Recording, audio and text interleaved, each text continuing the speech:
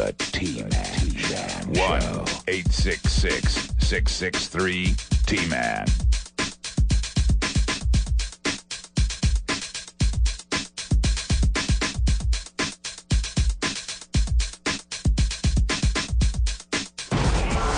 Did Jessica Simpson really flirt with an Abercrombie and Fitch clerk? Oh, geez. And that's just the latest rumor rousing speculation her marriage to Nick is on the rocks. Unbelievable. How do you not flirt with an Abercrombie and Fitch clerk, Terry? I don't know. They make it so difficult. Yeah. They're too damn hot, these boys. And that's just the latest rumor rousing speculation her marriage to Nick is on the rocks. Especially when they're half naked. Yes. Oh, that's just in the catalogs. Okay. Yes. Terry flirts with those guys, too, though. I do in my dreams. It's amazing how they talk back to her. Did Jessica Simpson really flirt with an Abercrombie and Fitch clerk? A clerk? A clerk. What is a clerk exactly? Hi, can I help you? That's not a clerk. That's a salesperson. Well, but the a clerk, I think, is behind the register. Well, the salesperson can also, don't they also ring up? Well, I'm sure they're very versatile at Abercrombie and Fitch, Terry, but she was flirting. If it was a clerk, they had to be behind the counter, at least at that moment. Okay. I think grocery store when I think clerk. Yes. I picture the white apron and the price marking gun. Right. Yeah, they use those all the time now. to really get those labels on the clean peaches. Right. Look, it says 79 cents. It darn well better be 79 cents. Did Jessica Simpson really flirt with an Abercrombie and Fitch clerk? Oh, jeez. And that's just the latest rumor rousing... Stephen, answer the question. I think she probably did. Wow. Whoa. Jessica Lachey flirting with an Abercrombie and Fitch clerk? Well, you got to do what you got to do. Right. I understand your philosophy, but why her? Maybe you get a deal on the clothes or something. Is that right? Man, what Jessica will do for 10% off. Whoa. Speculation her marriage to Nick is on the rocks. But in the new Us Weekly, TV's newlyweds are just saying no to all those scandalous relationship rumors. Yeah, so is Nancy Reagan. Senior editor Caroline Schaefer. Nick and Jessica are very much in love. They're definitely staying together. Sure they are. Absolutely. I believe this entertainment reporter. She knows what's going on. She's in tight with the group, right? It's been told. You got to believe it. Raymond, will you flirt with an Abercrombie and Fitch clerk for 10% off? For 10%, no. 25 maybe. Okay. And what would you say? How would you flirt? What would you do? Abercrombie and Fitch clothing is too big for me. Okay, yeah, well, so is you can just drop the Abercrombie and Fitch and just make it all clothing. You got to go to kid size. All adult clothing, yes, Terry. Yeah. Baby Gap. Would you No, flirt Teen with, Gap is fine. Would you flirt with the Teen Gap clerk to get 25% off? I have broad shoulders. Oh, of course. Oh, yeah, that's going to kill him. You must just leave him home every day. Right, it's like Phil Jackson sitting behind us. Hey, he's got real broad Fit in shoulders, kids' Terry. clothing. Well, top 10%, the clerks probably flirt with him. The fact that Terry can't stop hysterically laughing, does that mean anything to you? Steven, I'm not top 10% this time of year. When ignoring it's you. sunny around and I get some tan, then I go back Right. to the top 10%. Darius has broad shoulders, too. Wow. She's saying her... But no one would ever see that because you don't let him out of his bedroom. I think she was making a joke. Her undersized son does not exactly have broad shoulders. We've seen him lately, Terry. Jimmy Fred, the fact that Terry can't stop hysterically laughing at your comment that you have broad shoulders, what does that mean to you? I don't care. She can't pronounce J.C. Chazé. Oh, wow. Well, that proves that you have broad shoulders. You are the man. Yes. Wow, go ahead. Say it again, Jimmy Don't leave Fred. out your barrel chest. It's not about your I don't huge pride myself guns. on news reporting. Well, I don't know how this conversation got to news reporting. We're still stuck on your very broad shoulders. I'm so broad, man. I'm 5'5", 160 pounds. I don't have a lot of body fat. I'm happy with the way I'm built. I wish I was taller, yes. There you go. Do I wish I was fatter? No. Oh, jeez. No one asked if you wished you were fatter. Well, then I have no Like problem Jill with the way Breathitt I'm Scott? built. No way. Always brings other people into his misery. Was I bringing other people into my misery, Stephen? If you you are kinda were. projecting your Wow. unhappiness with your physique. Oh, jeez. You're jealous because you don't have the broad shoulders. Steven, you're saying when in doubt, he drags you and Hotshot in because of your weight situation? Well, he would drag anybody in just to take get the focus off of him. You dragged yourself into it because your life is so boring. You need someone to talk about you. Oh, wow. Whoa. Steven, a comment on that? That may be true. Wow. Well, we just have to make sure we stay clear of his path because the broad shoulders may knock us over at any point. How does he get out of his little room? I don't know. mean, It's such a little studio he's in behind the glass there. I wonder how the broad shoulders make it in on a morning-to-morning basis. I didn't say I was a professional bodybuilder. I just said I have broad shoulders. Right. You're still sticking by that claim. Yes. And he's flirting for 10% off, by the way. Wow. He's taking the sweater right off the model that's in the... right off the mannequin, yeah. He's saying that you're wearing floor demo clothes. Is that true or not true there, Jimmy Fred? Not true. Absolutely. Can you get that one? Because you have the floor model TV at home. You've told us about that. Do you have floor model clothes on right now? I do not. Mm. Yeah, right. You know, the kind of clothes that is, it's on all day. It's been playing all through the years. Right. Picture 2 worn out. Brand new picture, too. That's because it didn't work. You had to get a new one. Well, it ended up working out in the end, didn't it, Steve? Okay. Well, they can't mess with you. You got broad shoulders. Yeah, watch out. Your picture 2 burns out. Damn well, rest assured, you're going to get a new one. You're going to walk in there with your big old broad shoulders and say, I want a new picture. They don't want to piss you off. Yeah, you don't need to deliver it. I'll just put it on my back and carry it That's home. right. You'll tear Best Buy apart with your bare hands. I can't believe you're giving me crap, even if I do like a 25% discount. At least I don't walk in the prize closets and just take everything. Wow. I assume it's my own, Terry. Well, I do that too, but who's counting? Anyway, all right. By the way, return the iPod. Yeah, who took the iPod? Check the iPod. Check your email. What iPod? Someone stole an iPod. Oh, really? Print that email out for me. Yeah. They have cameras everywhere. Yeah, they do. Print that Don't make us go to the tape. Print that email out for me, he said, playing dumb. Yeah, right. I didn't hear about this. I know nothing about it. You were listening to your iPod. Yeah, I was too busy trying to figure out how it works. So there's an iPod that was in the prize closet It's that missing. that was stolen, and now they're wondering who took it. And they have what they're saying they have cameras. Yeah, they, quote, have ways to trace it and cameras. Yes, I hope wait they do. just- I would like to find out who did it. I'm dying to know. So am I. I really hope they do. And they want that copy of Win a Date with Tad Hamilton back, Oh, too. geez. Well, that they're not getting. Because that's great. That I'll fight with my broad shoulders to spin around. But I want to see this email. Is it a funny email? Yeah, I mean, but the funny part is if they have cameras, why the email? Yeah, why not look at the video? Look at the tape. Go to the videotape. So you're saying they're bluffing? Yes. Yeah. All right, Pacey's getting the email, and we'll read it, and we'll find out what threats are being made in this building to the person who lifted an iPod from the prize closet. The T-Man. When you're telling these little stories, here's a good idea. Have a point. It makes it so much more interesting for the listener.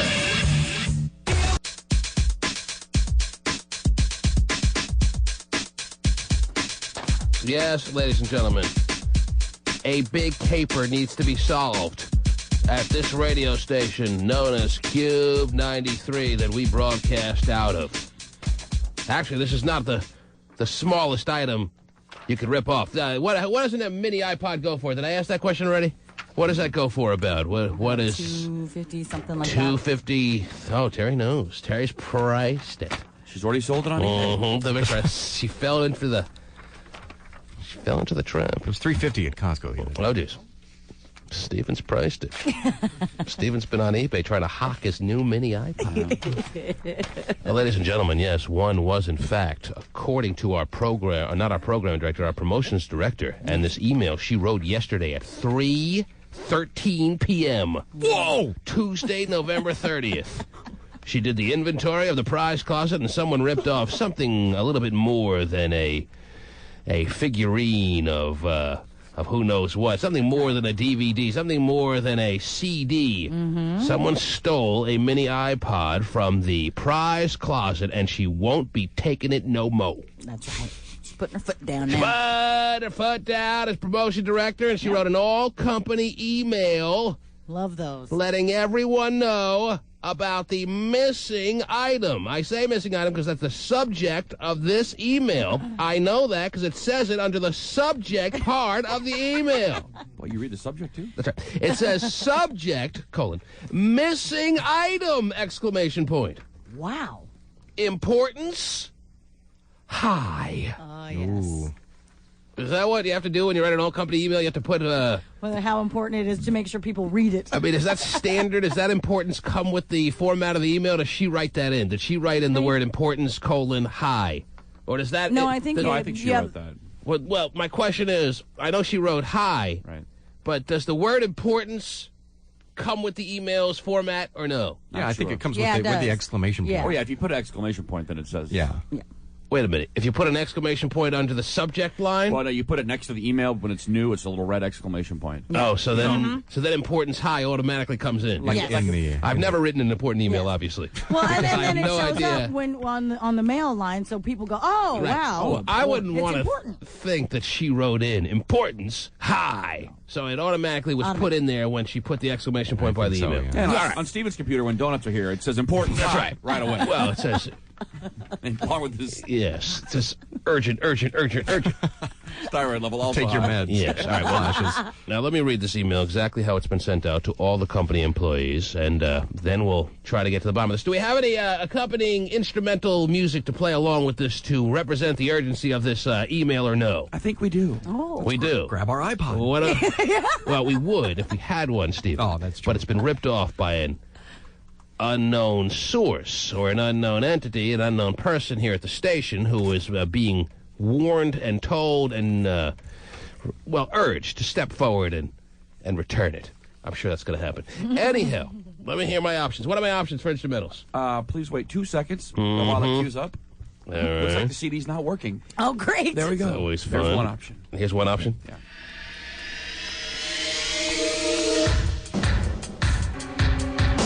Oh, it's not bad. That'll work.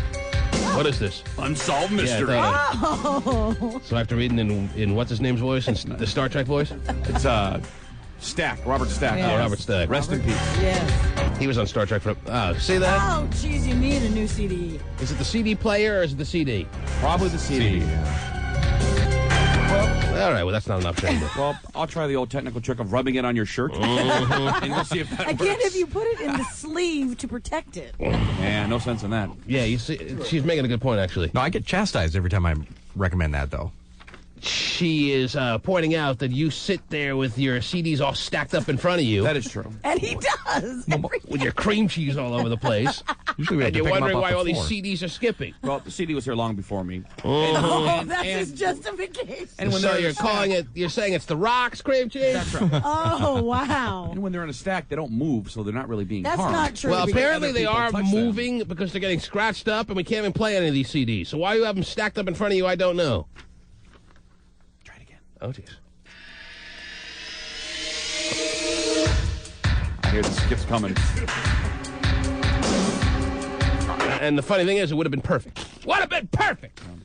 I can't read this I can't read this email. It's very important, urgent, missing item, importance, high email. Mm-hmm. Until I have a satisfactory instrumental to read along with. What about the new John John theme?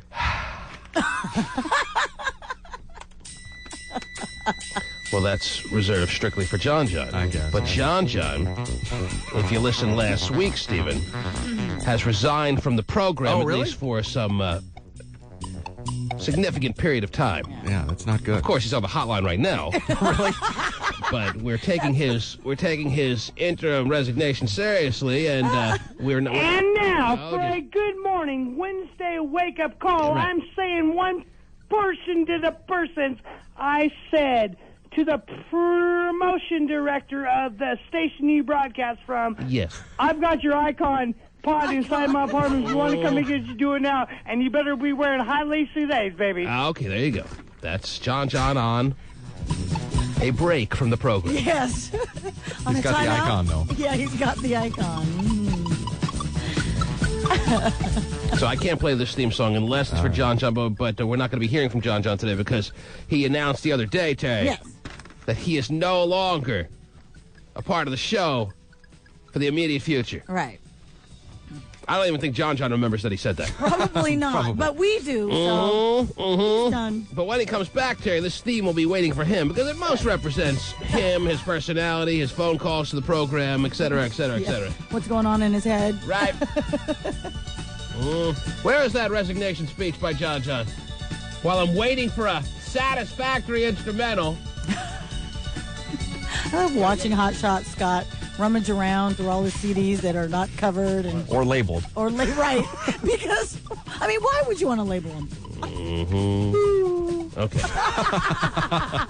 Let us refresh John's memory as to what transpired the other day when he resigned from the program for the immediate future. Okay, in case he's forgetting. Yeah. All right, here we go. Hi, can I talk to Jimmy, please? Hello.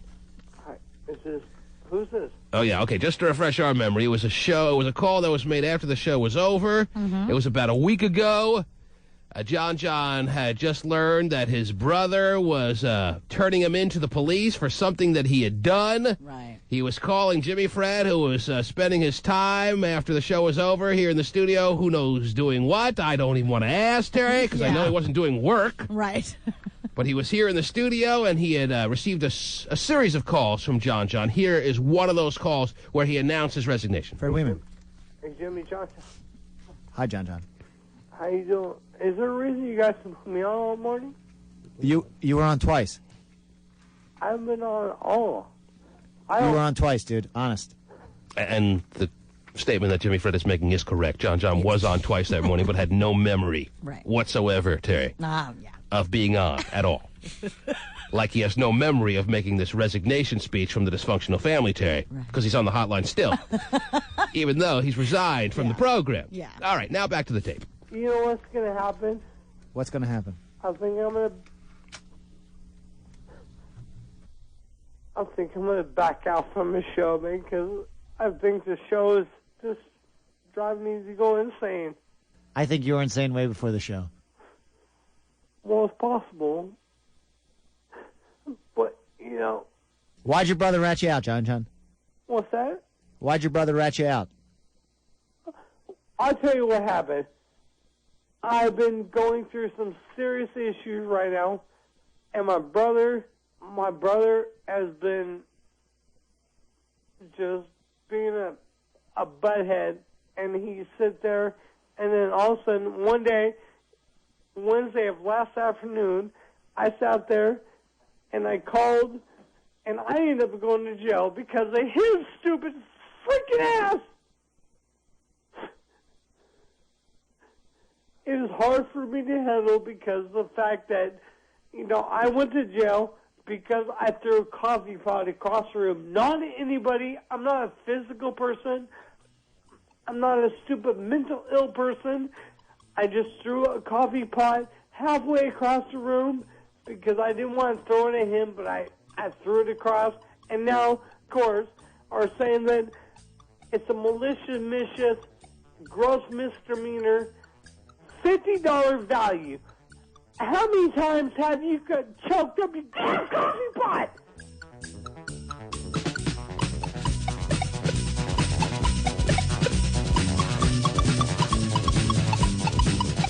That's my point. How is the show driving you insane? Because you drive me insane, Jimmy. You know how many times that you hate on me? You freaking sit there and say all kinds of dumb bull crap to me. That's why this show is driving me insane. I love the T-Man. I love Pacey. And believe it or not, I love you, Jimmy, too. You've been a fine part of the damn show, but everybody's just... I think I'm done. I don't know.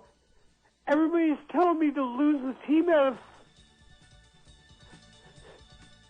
Everybody's telling me to lose the T-Man show because it's starting to drive me insane. And I looked at them and I said, no, you know what? It doesn't drive me insane. There's only one person driving me insane. It's you, Jimmy! Because you hate on me so damn freaking much. You sit there and you can't show my wife. And here I am. You encourage me to drink. I don't know. The show doesn't really encourage me to drink a lot, but this show is attempting me to where I want to drink, and drink. Anyway, Jimmy.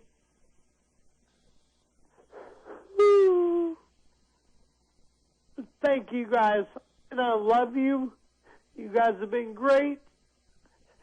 But right now, I think I need to take a time out. Because right now, your show is causing me legal issues. Thank you. Goodbye.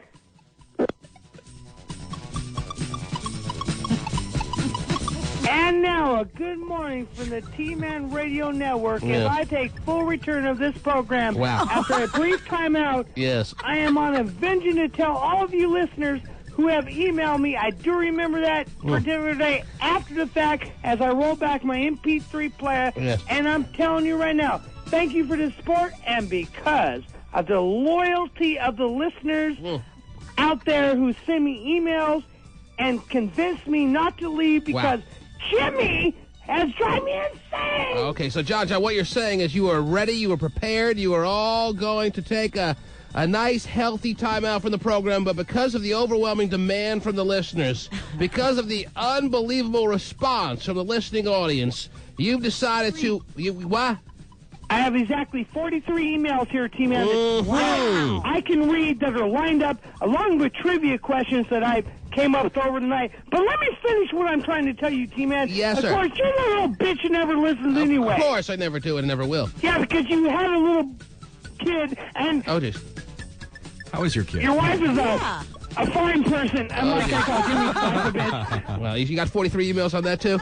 No, not yet, but I'm looking for him at JJ Kenneth, or at the TManShow.com. John, They can all email me. Even But though guess 43 what? is not an astounding number, no one here believes that you really have 43 emails sitting in front of you begging you not to go on the hiatus. Pasty Dave over here right now. I will show him the trash mail. I will send him the scent. John, you don't have time between the time it takes Pasty to leave the studio and get to your home to write 43 emails pretending like it's it's... in less than 69 seconds. I understand. That's why I'm saying you don't have time to falsify 43. What was the number? 43. 43 emails from listeners. Right. You don't have 43 Well, you're not emails. dumb enough to know if it's been falsified or not. Well, let me finish these ones.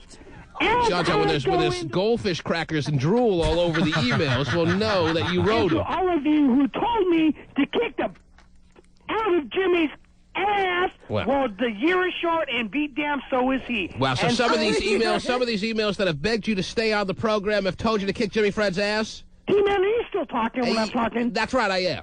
Well, you better shut your little trap. I know I will! Because you're showing this little bitch. Jimmy Fred, are you hearing this? The request from the listeners is not only that he stays on the program, but kicks your ass. Bring it. Oh, yes! Well, guess what? Bring the little box behind the glass, and I guarantee you'll live like a lava lamp, and you'll have a shadow freaking glass shot through your chest there, Jimmy Fred. John, let's deal with the reality of the situation, okay? A, you don't have 43 emails. B, you did resign, you made this statement, but C, you have no recollection of it, which leads to D.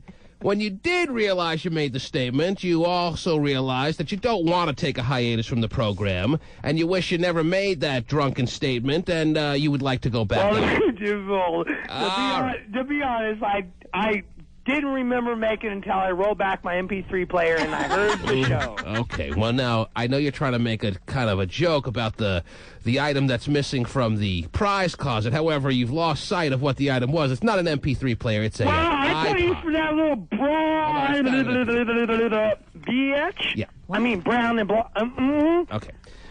John, we're getting 43 emails immediately sent to the station wishing that you were still on hiatus. So I'm going to have to let you go. Take another time out, John. All right, yes. Call back later. Back to the closet. Right. All I needed Yeah. was a little time to find an instrumental Yes. that would be suitable to read the email about a very urgent issue with importance, hi, Terry. I understand. That has been circulating through these hallways of this here building. Somebody, I'm imagining, before the end of today, due to this email, Terry, is going to step forward with a face full of shame. Ooh, face full of shame. And hand over an iPod, retail value about $250, according to Terry Frey, that they stole from the Cube 93 prize closet. I just put it in her box. All right, I don't want to hear about your sex life with that. Okay. Anywho, Hotshot Scott's sole responsibility was to find me an instrumental that would not only be great accompanying music to read this email of importance high, but to also capture the essence of the situation at hand. And also not skip. Yeah, which, and not as you can see, is a difficult task. Right. John has the handicap of goldfish crackers all over everything he touches, and Hotshot has some things over there, I'm sure, himself. Yeah. Which I will omit. Mm-hmm. But you have something in the CD player now? I do. Okay. Let me see if this works. No. It didn't even get off the ground. That one bit the dust before I even... I know. And now it's working? No. No. All right, maybe it's the CD player. You ever think of that? Or all your CDs. Maybe you should listen to Terry Free a little more often. No, that's a bad idea. Yeah. But maybe you should acknowledge that keeping the CDs just in a big stack in front of you with no cases or even little flimsy jackets is not a good idea. Every CD we have skips. So she's so smart. Where was she before they skipped? Aha! Well, they were brand new. Not her responsibility. Didn't you hear No, the it's advice not then? my responsibility. Terry- And in fact, actually, wait a minute. I will answer. I remember a couple of years back, to help him be organized with his CDs, Right. I bought him a CD, holder. Mm-hmm. Back in Really? the corner, yes. Which is doing what right now, Terry? Collecting dust? Oh, the one that holds 8 CDs. Yeah, it's sitting Hey, back there. I can't, but I bought it for you to put your CD, to keep What them. Hotshot Bought it or point- took it from Jen? Oh, just No, what damn it. we got that email 2 years ago. What Hotshot is pointing out is that he's got about 200 CDs over there I that he uses from time to time, and an 8 CD holder is really not going to do the job. I All right, so understand. unless you want to steal about 60 more of those CD holders, he's really not interested. But if this CD skips, it's definitely the player then. Mm-hmm. Why? Why do you say Because that? the CD's not used as much. It's in good shape. It should work. Which CD? I just put another one in for you. You did? A new one. Of a new instrumental that we I can try? All right.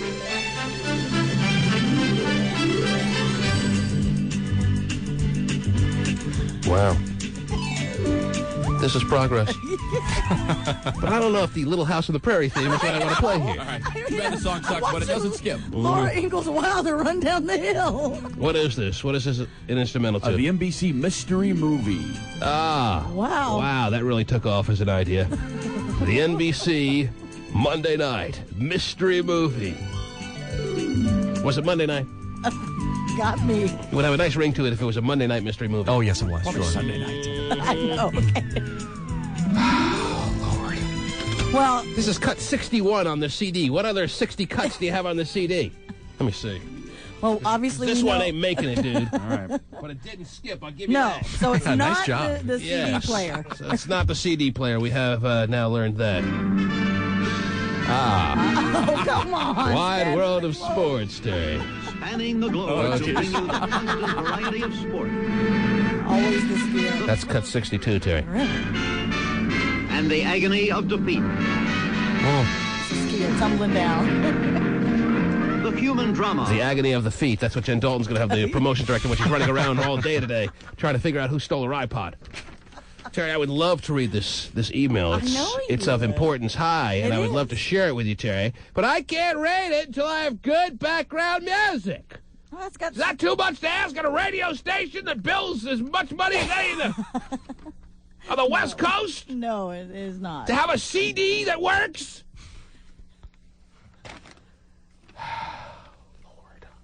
I'll run home, download it, and burn it, and bring it in. Waiting on Hotshot over here, man. Well, I'm so stubborn, I will not read this email until you do.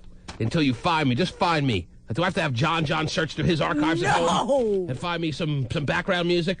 I'm sure he has it. By the way, not only do I need background music for that, but at some point today, Terry, I remember it was years ago that I read entries from a journal, from a diary, and I entitled it Memoirs of, what did I call that damn thing? Memoirs of a lady whose journal we ripped off, or Yes, something like yes. that. Do you remember that? Totally Do you remember that. sharing the innermost thoughts Yes. all the way from cover to cover on what seemed like a day-to-day basis. Yes. You remember how much fun and enjoyment I got out of that? I can't speak for the listeners, but at least I got out of that, Terry. Yes. Reading her deep innermost thoughts. I do. Well, I had a pseudo-like moment like that yesterday. Pseudo-like moment. A pseudo-like moment like that yesterday. I have in my possession.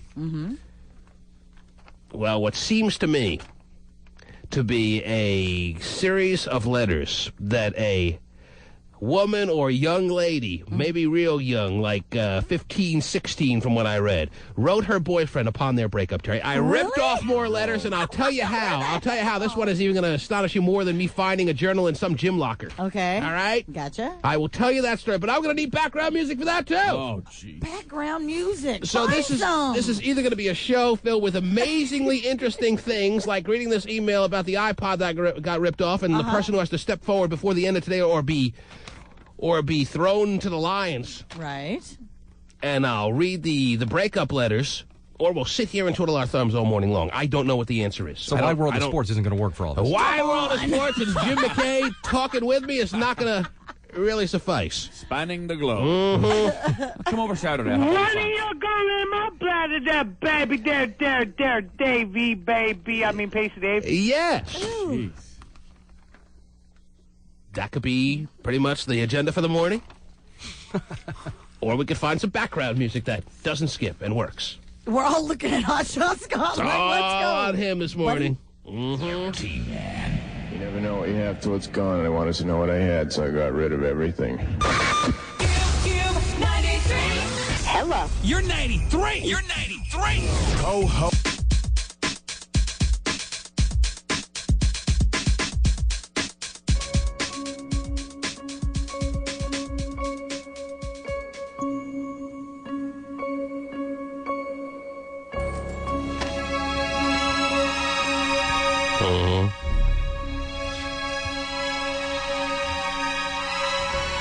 What do you think of this music, Terry? I like Is it. it creepy enough? Yes. Does it set the mood? Oh, yeah. Is it over the top? Is it too much? No. Or does it correspond perfectly with an email that was sent to the entire company with the headline reading, Importance High?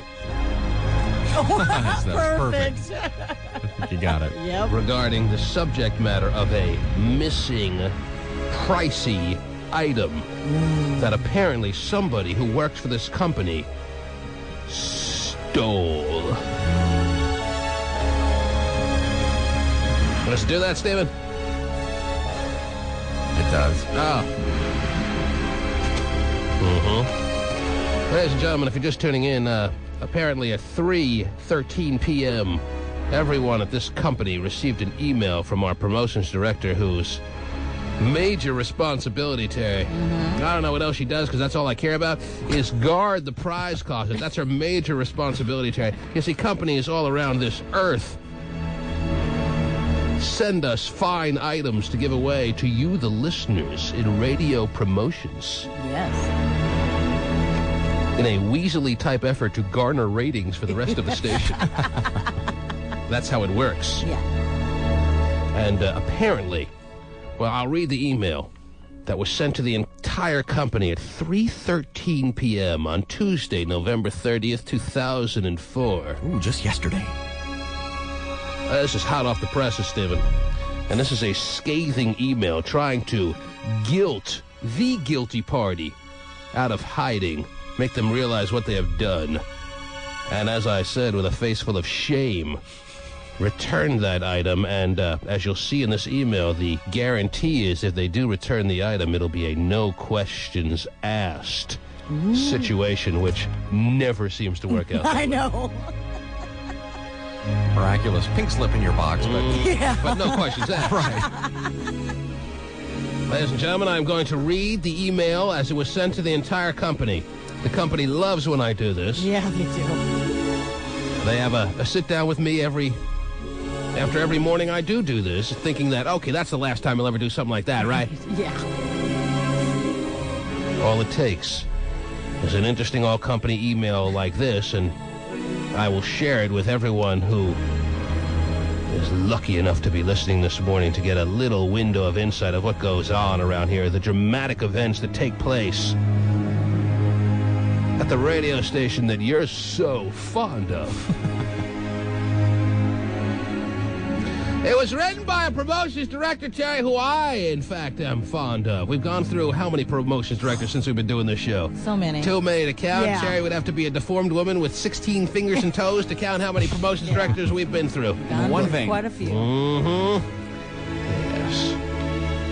But we've had a promotions director. I think she came from Portland, Terry, did she not? Yes, she did. Yes. That's where our talent search went to find a promotion director, and she's been here a good solid year now, Terry. Yeah. And actually, she has been, if not the finest, one of the damn finest promotions directors we've had. Yes, she does a great job. However, her plate is full this morning. Oh. After writing an all-company email like this. And it reads as follows.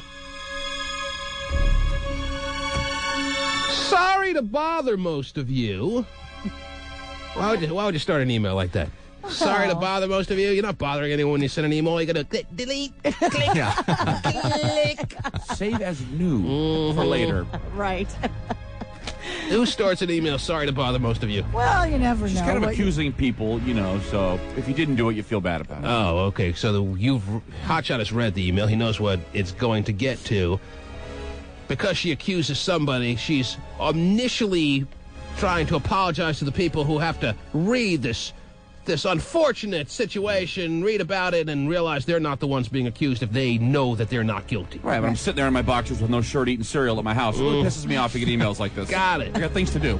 Yeah. Waste my time. While you're looking at porn sites? You could have been sitting in your undershirt eating cereal without reading emails. No, I'm sorry, there's no undershirt. You got it wrong. Oh.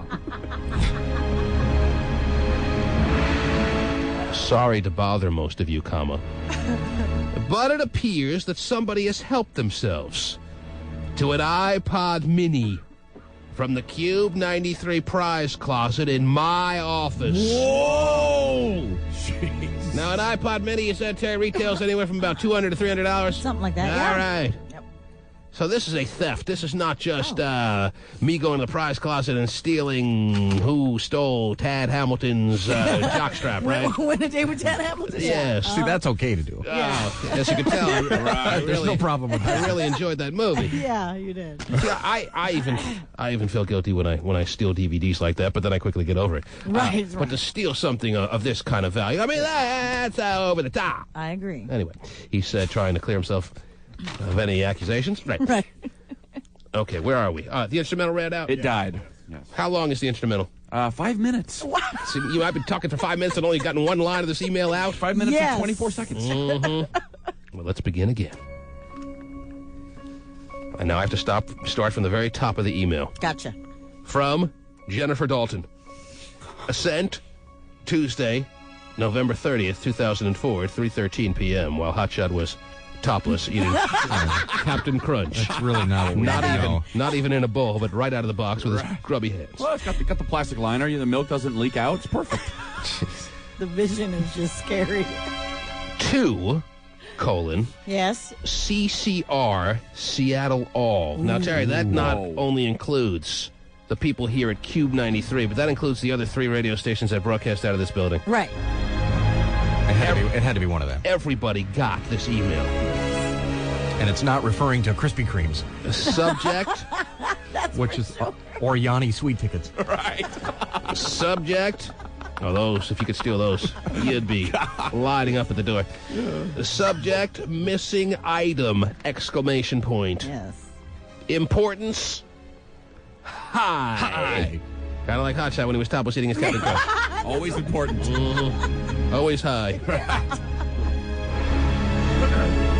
And then the letter begins. Sorry to bother most of you, comma. But it appears that somebody has helped themselves to an iPod mini from the Cube 93 prize closet in my office, period. It was removed sometime between COB Tuesday, 11/23, and Sunday, 11/28. Now, what is COB? Anyone know what COB is? Close of business? Close of business. Stephen knows. Steven. Let me tell you. What? We got everything covered around here. Kill breath is your When it has to do with Cobb, I know it. When it comes to breaking code. Yeah, he's the man. When it comes to corn on the or COB, right. Stephen knows his Cobb. I don't wear no business clothes around here. I couldn't figure that out. It was removed sometime between close of business Tuesday 11:23 and Sunday 11:28. Now that's a nice big window of time. Yeah, it is. Since these iPods are specifically earmarked for an upcoming client promotion, she said, trying to guilt everyone, Terry, who may be a suspect. Right. Promotion was Christmas when she promised her cousin. Right. Since these are cousin's a client. Since these iPods are specifically earmarked for an upcoming client promotion, it is imperative that this item is returned immediately. Ooh. We do have a means of tracking it. And she puts the word do, Terry, in all capitals. That's a lot of capitals. That's 2 capitals to you and me. Wow. We do, as opposed to don't, we do have a means of tracking it. And we do have a camera installed inside of the prize closet. Wow. That's the first anyone knew about that, Terry. I know. Jeez, damn. If I'd have known, I'd been smiling when I stole DVDs all through the years, Terry. Waving, saying, hey, taking this. He-Man Gone Wild in the prize box. Yeah, I know. Rolling around in all the free stuff. I would have gotten topless, Terry. Whoa. So there is the most impactful line of your email to the entire company. But if that's the case, why does she have to write this email? Does she want just the guilty party to step forward like a gentleman or a gentlewoman, Terry, and just admit what they've done, not having to have Jen Dalton, the very imposing promotion director, go through the archives, go through the tape, and determine who that person is and have to be dragged out from what they feel was the perfect caper? Is that what she's attempting to do here? Because one would wonder if she has tape, if she has a camera in there. Well, then just go to the film, go to the video. Absolutely. What are you bothering us? Why are you bothering his snack-eating afternoon? That is Captain Crunch and Hot Shot fraternizing together as one on a fine afternoon yet again. Right. Good point. Just go to the tape. Go to the tape. Yep. Leave me alone. I didn't do it. Go to the tape. Let me eat. But it does say we do have a means of tracking it. Oh, really? No, I'm sorry. We do Well, there have you a go. means of tracking it, and we do Another big DO? have a camera installed inside of the closet. No, that DO is not capitalized, Terry, so maybe that's just a bluff. Maybe she's not being as impactful with that line as she wanted to be with the we do have a means of tracking it. Okay. Maybe the person cut the red wire on the camera. Ooh, not the red wire. I mean, do you really believe that they have a camera inside the prize closet and they're recording day after day, hour after hour, minute after minute of people who may or may not be walking in there to get a red vine or two? In a building where they can't keep enough cups stocked or the coffee machine's working, there's no camera. Trust me. There's no camera. So she's either trying to intimidate. Did my instrumental run out again? Yeah. 5 more minutes. It's been 10 minutes and 48 seconds of sheer entertainment. Pasty queued up the wrong instrumental. Oh, sorry, dude. Hang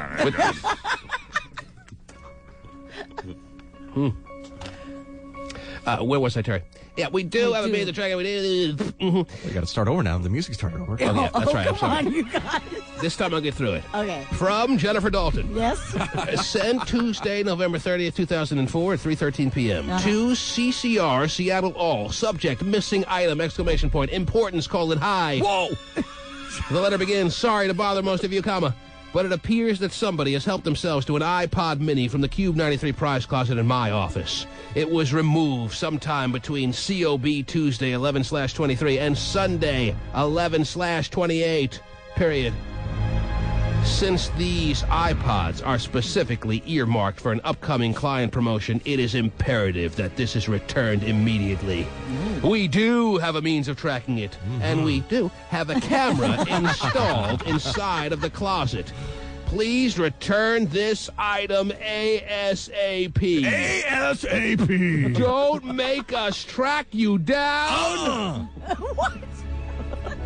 Upon its return, there will be no questions asked. Yeah, right.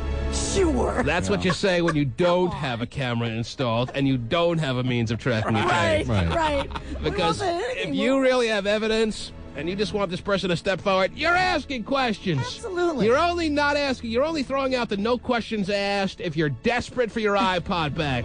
So whoever stole it, and believe me, I wish it was me, but whoever stole it, unless you have a guilty conscience and unless this email, because that's how the email ends, Terry, it's then concludes by saying, thanks, Jen. It doesn't say thanks, have a great day or something? No, it just says thanks, exclamation point. Oh. So that's a cheery thanks. Yeah. Signed, Jen, promotion director, Cube 93, Seattle's #1 hit music station. What I win? She's so into that promotion jargon that she had to throw in Seattle's #1 hit music station. Oh, we heard something about that. Mm-hmm. Okay.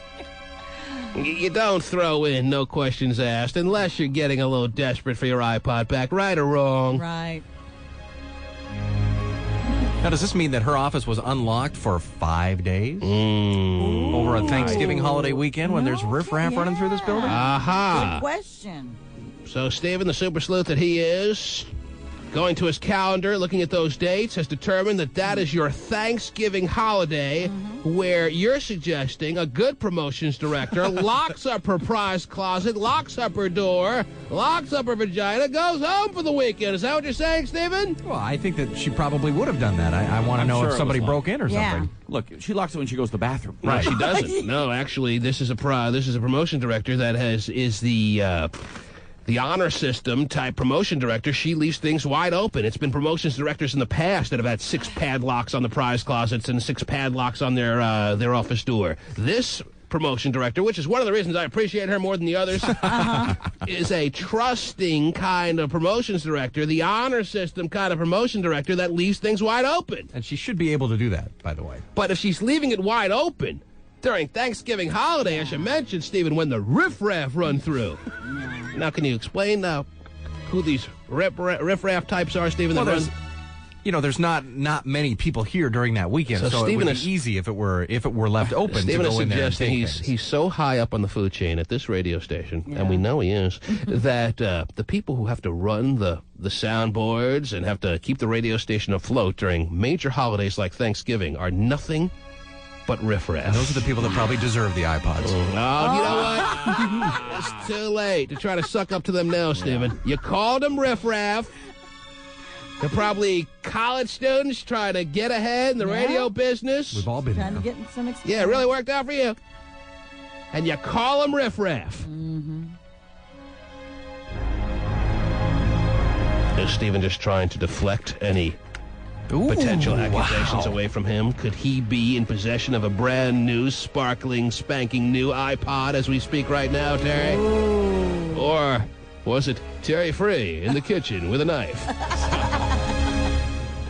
Probably a lead pipe.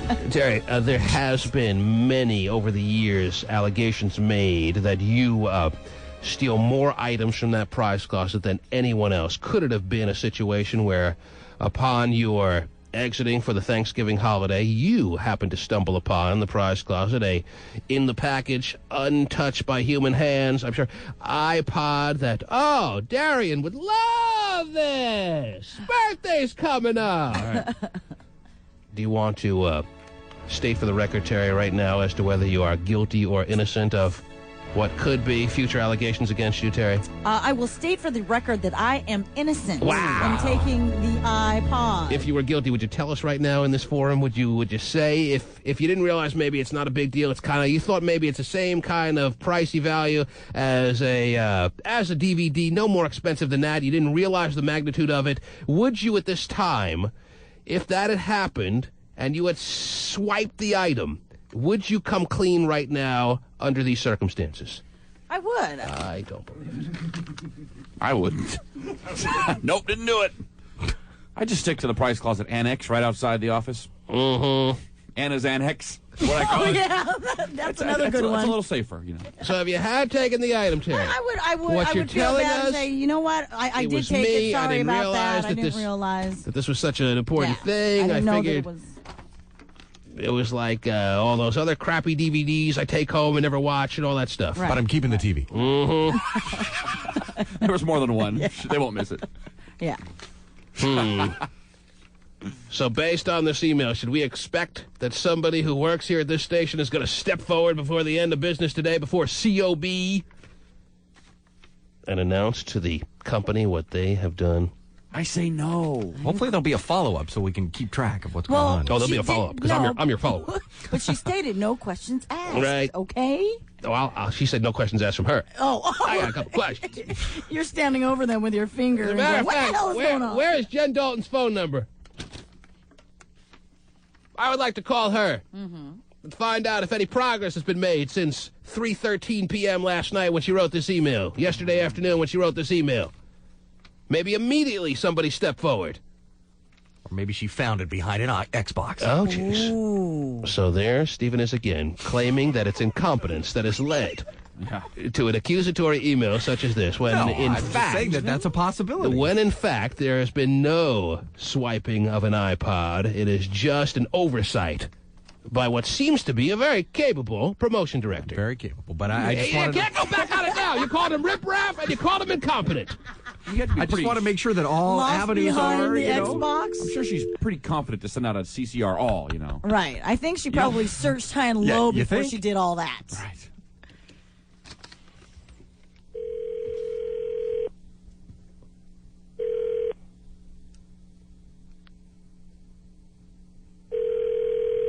Think she'll answer her phone?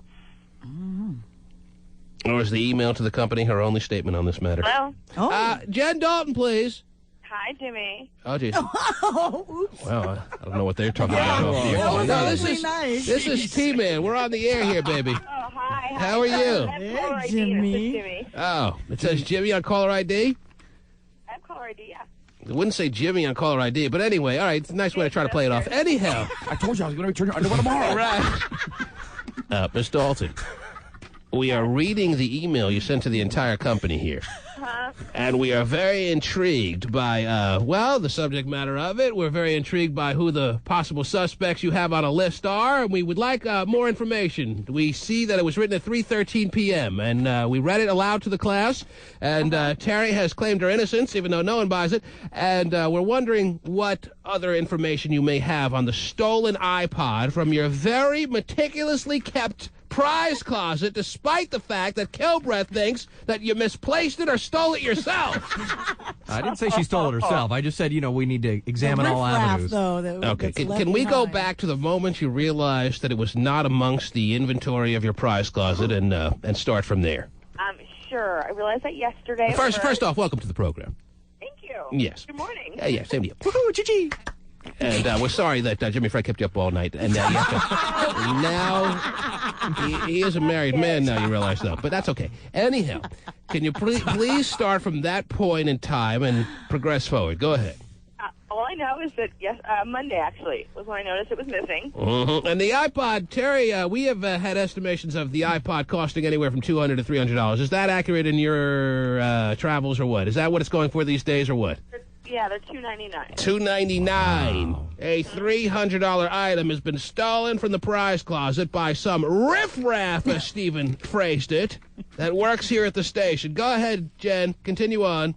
That's really all the information I have. I know it's missing. I know about, the time period of when it may have left my office, which is kind of sad because it was over Thanksgiving. And because they were given to me by our sales gal at the end of day on Tuesday. I love sales gals. I was out Wednesday. We were closed Thursday, Friday. Right. And it's been speculated that you may have left your office door open over the Thanksgiving holiday. It's been speculated that maybe you left the prize closet door open over the Thanksgiving holiday. Is that true or is that false? That's false. Ooh, wow. Well, then how? So somebody broke in. Well, then how would somebody have been able to take it if the prize closet was locked over that long weekend? Was it Was there a file used? Was there a picking of the lock? What do you estimate happened there? Well, I'm not positive that the cleaning people didn't leave my door unlocked, but then shut the door. Mm-hmm. So the cleaning people have not been ruled out as suspects. These no. I've been these poor damn immigrants that have come to this country for a better way of life are now having the finger pointed at them as new iPod owners. No. Okay. Was your door locked Monday morning, though? They're so nice. When you got into work, these cleaning people have been working for this company for years and years, and there's not been an issue, so we can rule them out. Anyhow, when you got into work Monday morning, was your office door or the prize closet door open? Yes or no? My office door was locked. The closet was open. The closet was open, and you recall locking that prize closet upon leaving for the Thanksgiving holiday. Is that right? No, I never locked the prize closet. All right, so everything was the way you left it then when you got back Monday morning. Yeah. Mm-hmm. Well, then somebody, if it's somebody at the station, they would have had to broken into your office. Yeah, unless for some reason my door was shut, but it was unlocked. But when you got back on Monday, when you got back a couple of days ago, your door was locked. No, my door was shut. But it wasn't locked. I have no idea because I put my key in my lock every morning, and I wouldn't be able to tell the difference otherwise. It's just habit. Just turns it. Mm-hmm. You blindly, aimlessly just turn your lock in a casual fashion, and you have no recollection as to whether it was locked or not.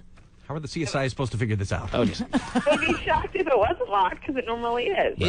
in your very, very fascinating email here, you write that the guilty party will, in fact, be brought to justice. You are just writing this email as a mere formality to try to get them to save a little dignity and step forward because you have means of tracking them down. Was that just a mere bluff, Jen Dalton? Be honest with me. No. Do you have a camera? You have a camera in the prize closet functioning at all times? Is that what you want us to believe? Vern did put a camera in my closet, But that thing doesn't work. Well, he may have put it's it still in. in the box. Vern's just waiting for you to change into something sexy. Yeah.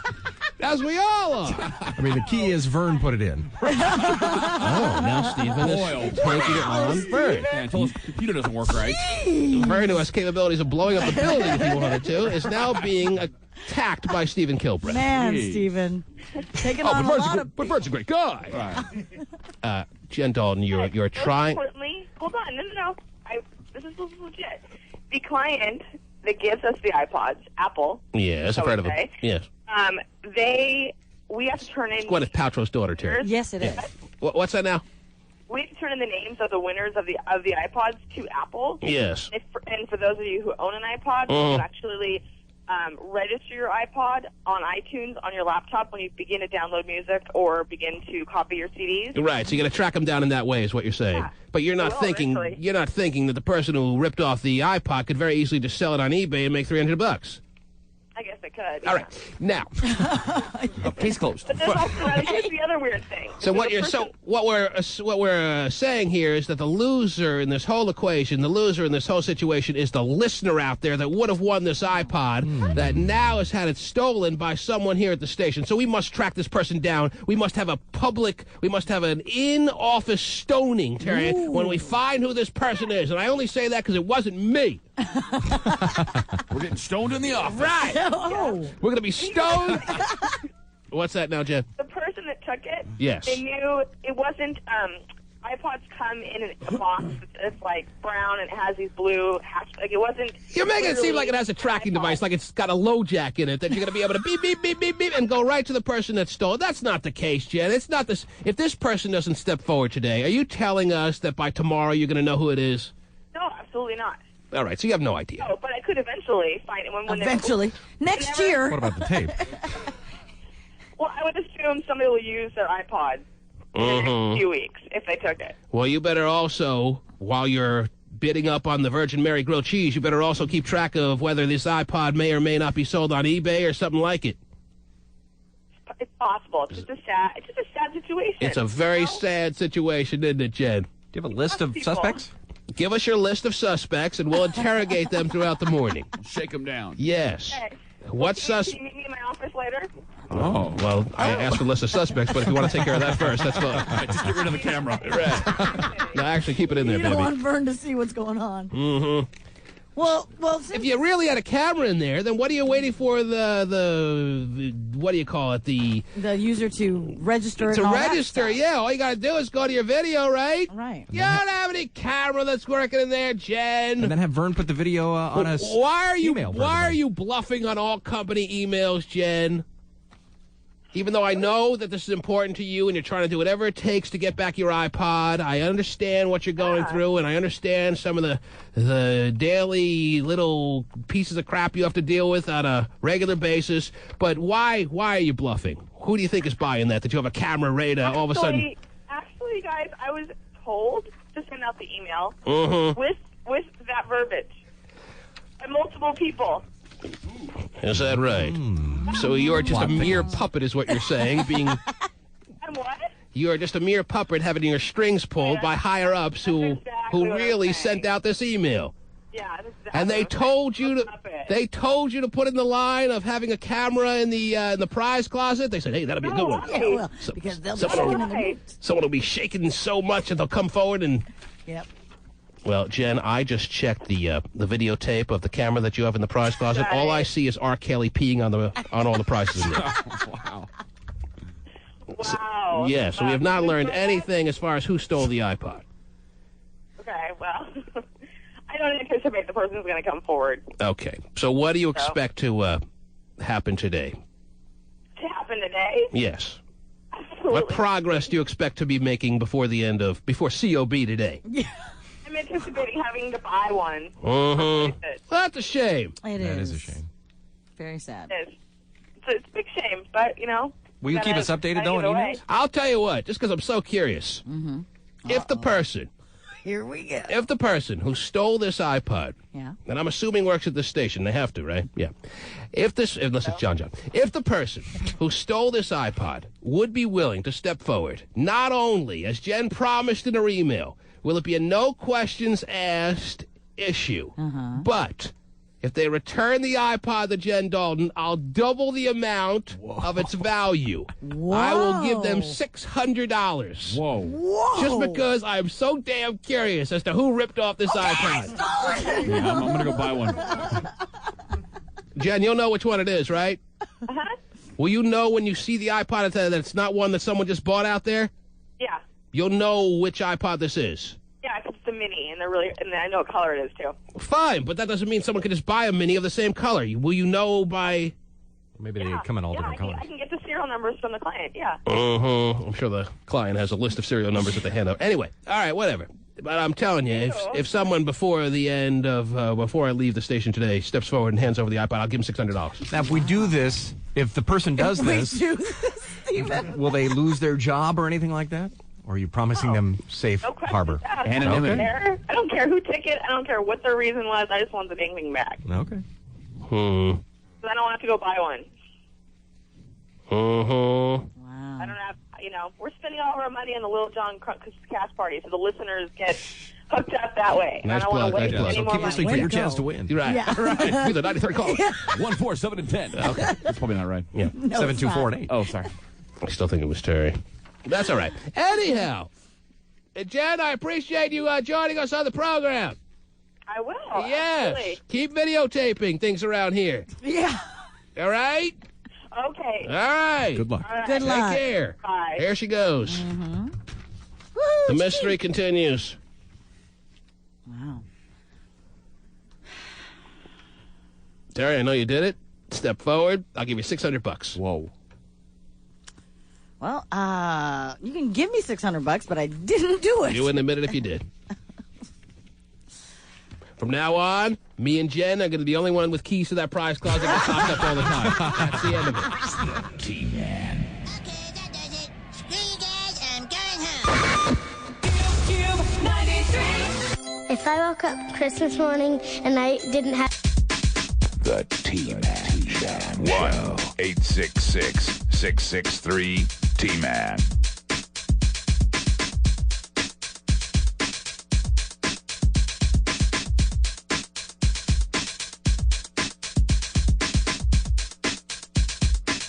The category is business and industry, and here is the clue, ladies and gentlemen. Most of this firm's 70,000 seasonal white-collar employees work only 4 months a year. It happened last night, Terry. Ken Jennings, I know he had become a favorite in your household as well as the rest of America, right, Terry? Oh, yeah. Mm-hmm. He lost his reign of terror on Jeopardy for so many months. He had held on to the championship belt only to lose it to a former actress turned Jeopardy maven herself. This right here is the clue, ladies and gentlemen. Most of this firm's 70,000 seasonal white-collar employees work only 4 months a year. There it is. Easy. Basics. Most of the 70,000 white trash workers work 4 months a year. 30 seconds. Good luck. Oh.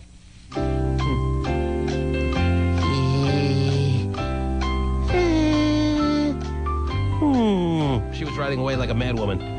He was sitting there looking stumped. All this time while this music is playing, he's writing nothing. Scaring his fans. Having every Mormon church and its congregation gasp. Because he's Mormon, Terry. He made a big donation. Nancy, you wrote down your response rather quickly, I thought. I hope it's correct. Let's take a look. What is H&R Block? You're right. Your wager, 4,401, taking you up. You almost hear in Alex Trebek's voice unhappiness when he realizes she's right, because he knows that she's in striking distance, and ratings for Jeopardy have been like 5 times higher than they have been over the past 10 years. What is H&R Block? You're right. You're right, you bitch. Is basically what that translates to. In his head, that's what he was saying, even though the mouth only said, you're right. You're right. Your wager, 4,401, taking you up to 14,401. You have a $1 lead over Ken Jennings right now. Meaning that Ken Jennings with the big ears had to get the question right, Terry. Right. Because she had now surpassed his dollar value, and if he didn't get the question right, he would no longer be the Jeopardy champion. And his final response was FedEx. His wager was... An audible gasp comes across the audience. Terrius, his answer is revealed. What's he going to do now? He only has $2.5 million. Oh, man, that guy... They realized he was a champion of Jeopardy no longer. I know. That now it's going to be up to this woman to draw in millions of viewers every night. A likely chance.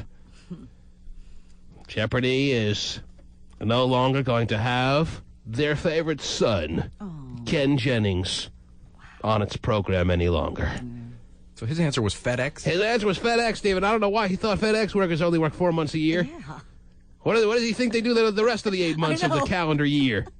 We go to Hawaii! Right. Well, you know, holidays, I don't know. They hire a lot more. Yeah, for but those are holidays. temporary employees, though. That wasn't what the question was. Oh.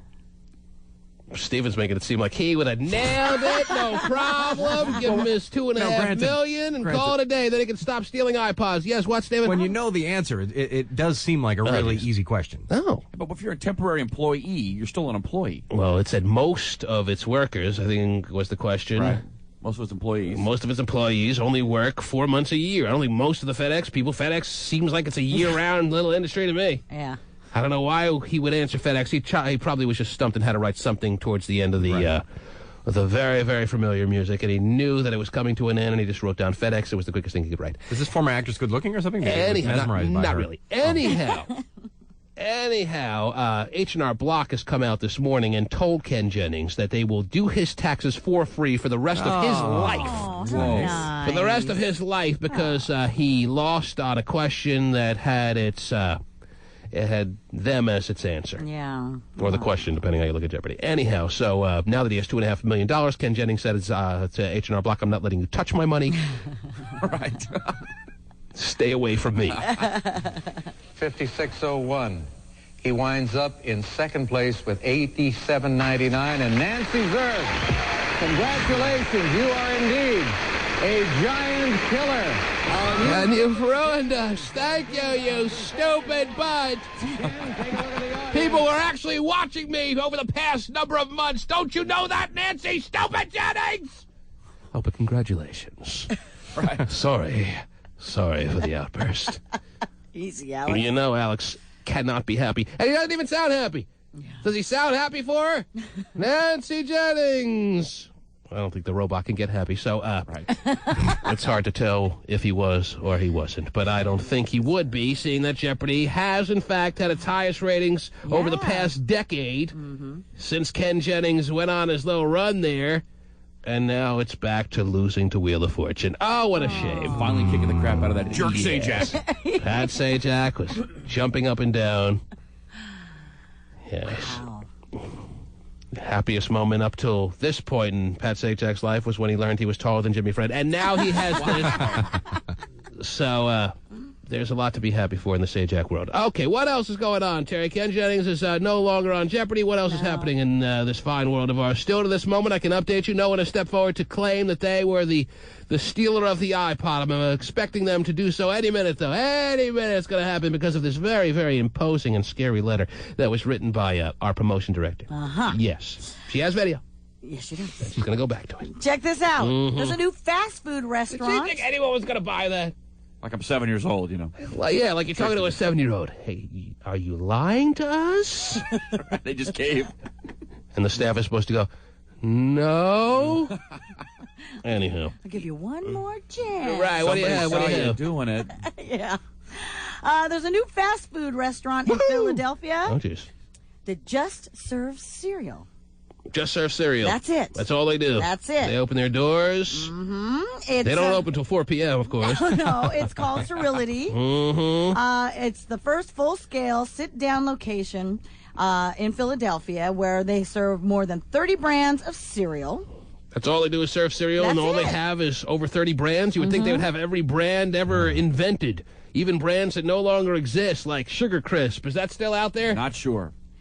What cereal went by the wayside? Cereals don't go under, do they? I don't think so. Not hard to make cereal? Look at the cereal aisle. You can see. Okay. Yes. They still have them. But all you get when you go into this restaurant, this little cafe, whatever it is you choose amongst the cereals. Yeah. An interesting 30 concept. brands, yep. Over 30 brands. Yes. And you can get like 1 scoop, 2 scoop. Oh, wow, that's things very like exciting. that. Hey, let's go in for double scoops. You can get sugary, non-sugary. So anyway. I get the point.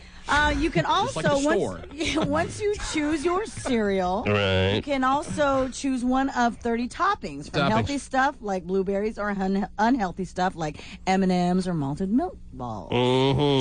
Malted milk balls on the cornflakes. Yeah. If I order Frosted Flakes, will they put me in the dark shadow and change my voice, Terry? Maybe. You never know. A special booth for the Frosted Flakes. Does anyone remember that commercial? Yes. Oh, you do? Okay. All right, never mind. And then once you've done that, you go over to the little milk station. Wow. Where you can pour, your choice of milk. Wow, Terry, the possibilities are endless in this cereal restaurant. Let me tell you, every once in a while, they get to the bottom of the cereal box and someone wins a nice little prize. Is that what happens? No. Is the bartender Toucan Sam? Anyway, the base price is $2.95. It's very reasonable. Is that just for one time through? Well, it costs more if you, add scoops and toppings. Steve wants to get a punch card. One time through. Heaping bowls are an extra $5. Yeah. Okay. Terry, I've been to a restaurant like that, even though you're saying this has only been open for a couple of days, but I seem to remember going to a place where all you eat is cereal. It's called the college cafeteria, Terry. But the college cafeteria doesn't really have over 30 brands, does it? Well, depends on where you go. And no malted milk balls. Right. I mean, sure, but you get your choice. Bring those in your jean pockets, David. Because you stole them earlier from the cafeteria. That's right. So you can mix cereals in this restaurant, is that right, Terry? Yep. Wow. Do you believe in mixed cereal marriages there? Yep. Okay, Why not? then. Yeah, she has 3 mixed cereal kids. Oh, that's right. I forgot who I was speaking with. The T-Man. I'll kick you in the nuts, and we'll call it a day. It's another hot track rolling down I-5. Eric Powers to the people is live. The T-Man. 1-866-663-T-Man.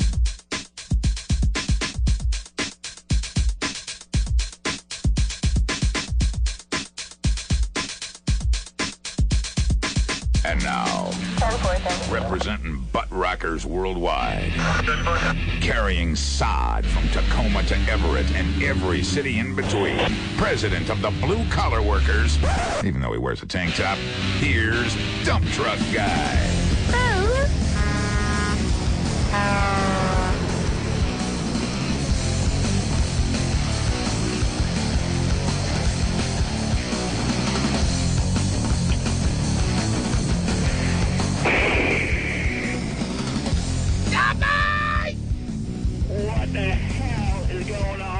here.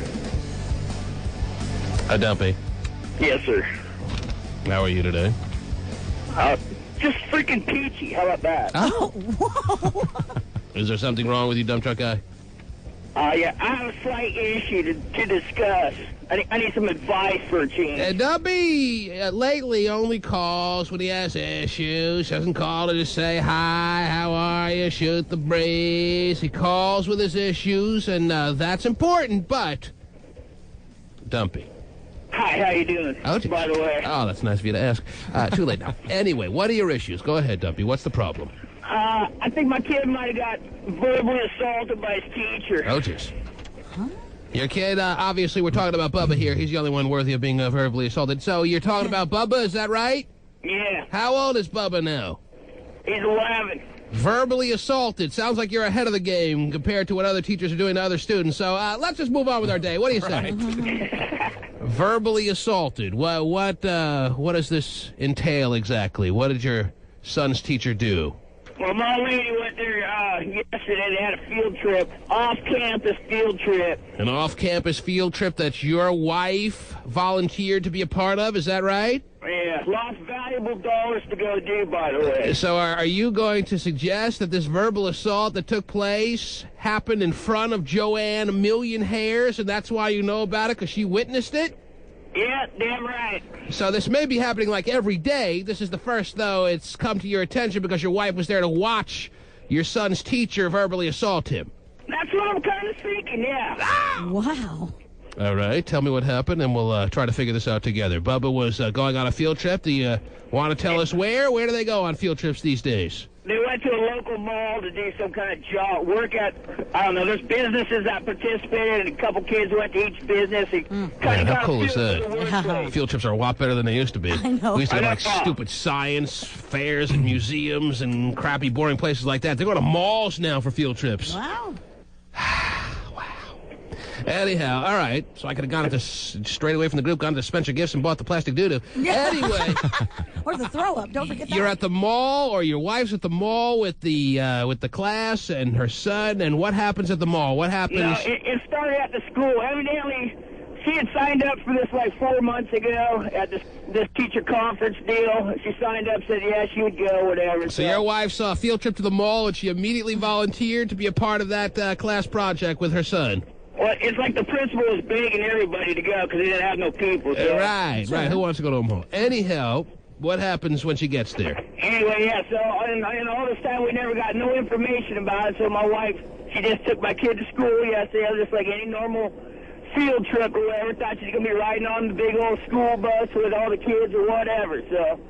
She gets to the school, and all the kids are in the classroom, and she's waiting out in the hall, like a mom should do. Yes. And the teacher looks at her and says, what are you doing here? All rude, I guess. Oh, jeez. Now, why would the teacher right off the bat like that be rude to Joanne Million Hairs? What was the problem there immediately? Well, evidently she's not in the correct spot. Oh, jeez. She was already supposed to be at the mall. Or could it have been a situation where your son has created such terror in the classroom from the beginning of school back in September that upon seeing the parent of that child, he immediately had something set off inside him? Is that a possibility? Maybe, but he's the teacher. That's all right, he's the teacher. He's supposed to be composed and shut his ass. There you go. All right, so he sees Joanne Million Hairs, who didn't... That's what she's doing there. She said, I'm here for the field trip. And then immediately he turns to my kid and just unloads. So because screaming that he don't have no responsibility and this and that and all kind of crap. And the wife didn't say anything? So because your wife showed up at the place where she wasn't supposed to begin her field trip duties, the teacher then immediately turns to your son and in front of Joanne Million Hairs lambasts him with all kinds of things that he's been keeping inside for who knows how long. Is that the impression you're giving us? Is that what happened? Yeah, well, I asked him, I said, does he scream louder than I do? And he said, yeah, so he screamed pretty freaking loud, man. All right, now, just for the record, can you show us how loud you can scream? Go ahead. No. Oh, jeez. I'm going to get a headache, man. Well, we've heard episodes of the Dumpies back in the day, Terry, when the Dumpies were very high in the ratings when it was beating CSI. Yeah. And then all of a sudden it went by the wayside. But we remember how loud Dumpy can scream. Yes. Dumpy can scream. Yes, he can. All right. Yeah. So you're telling us that the teacher was screaming louder at your son than you're capable of screaming. That's what he was saying. In front of your wife. So I don't know. It would have been a whole different outcome if I would have been there, trust me. Terry's wondering why he saved this onslaught of hysterics towards your son for the time that your wife was standing right there. I mean, you do that when no one's around. Well, yeah, and the thing is, as molestation, you don't do that in front of parents. Well, and the other thing too, as the mother of your son, I mean, the minute I feel that it's starting to get out of control, I'm stopping the teacher and saying, "Yo, excuse me, sir." Yo, MTV Raps, you got to stop right now. Seriously, gotcha. you do. I mean, come on. That's kind of. What did Joanne Million Hairs do when the decibel level got higher than you're capable of screaming, Dumpy? Did she just sit there in shock, or did she jump on the teacher's back? What did she do? She was in total shock and amazement that it was even happening. She said she didn't know what to say. And then she started crying. She started crying right there in the class. Yeah. So the field trip to the mall, which is supposed to be a very happy-go-lucky occasion for both parents and teachers and students, is now starting off on the great note of having Joanne Million Hairs hysterical in front of the entire class. Mind you, all the rest of the parents that volunteered for this, they all got letters on instructions on what to do, so they were already at the mall. So they were all at the mall. Your wife was the only one who showed up in the classroom, and then she's sitting there hysterically crying, and you're claiming you didn't get a letter with the instructions like every other parent did. Nothing. That's why she just went to the school. Do you read all your mail, Dumpy? In the kid's backpack, yeah, because you never know when there's an F popping in. Mm-hmm. Oh, so this was not a letter sent to your mailbox. It was a letter sent home with Bubba. Yeah, they gave it to Bubba. Well, is it possible Bubba thought this was a letter telling you exactly how he's doing in class, and he ripped it up like I did all my letters that were sent home? No, because he ain't smart enough to do that, because I got many of them letters already. Mm-hmm. Right. He don't know what's in his backpack, man. The teacher just throws it in there and he brings it home. So Dumpy is having us believe that in front of his wife, like 20 kids, man, all his classmates. And 20 kids. How much is that? This teacher screamed at the top of his lungs, calling Dumpy's son a lot of different kinds of things, getting on him for his irresponsibility, and realizing that the apple didn't fall far from the tree when his very own mother couldn't follow simple instructions. Wow. Well, but regardless whether he brought the letter home or not, you can't do that in front of the class. So that's ridiculous. why. I mean, and I can understand her being shocked and everything, but I mean. Do you want us to have Jen Dalton write an email? Yeah. Yeah, there you go. What would you like to have happen now, Dumpy? I'm just curious. What would you do in my situation? I already told her today when you go to school, you need to have a talk with the principal and get him the hell out of that class, because that's BS, man. If anybody's going to scream my freaking kid, it's going to be me, not no stupid-ass teacher. Mm-hmm. I agree with the whole go to the principal and talk to the principal about the situation. Definitely do that. Can I finish the story now? Okay, go ahead, yes. I thought the story was finished. I do too. Yes. Well, did she go to the mall? There's more. Then they went to a hotel and had a nooner. Oh, wow. She stopped crying then. All right. No, she's still crying. No. Yeah, go ahead. All right, so the whole freaking deal went on at the field trip or whatever, and the teacher is asking my wife, "What's wrong with you?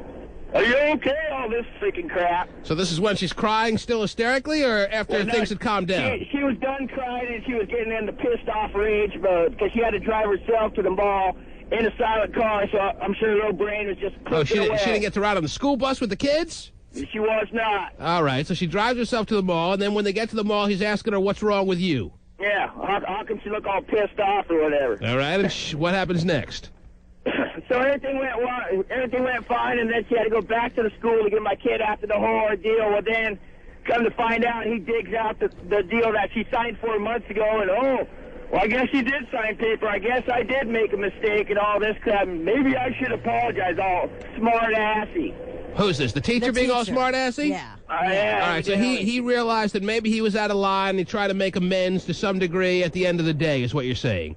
But it sounded kind of sarcastic to me. I wasn't there, but just from the story. All right, well, I get the sense that the teacher may have realized that he went a little beyond the line and was trying to, in some sense, make everything right with your wife, and she wasn't having it. Does that seem like it could have been the way it was, or what? Well, probably because he realized what he did, and he knows maybe his ass is grass. Oh, and it gets out to the wrong people, man. You can't be doing that crap nowadays. So he's This ain't saying... the 60s.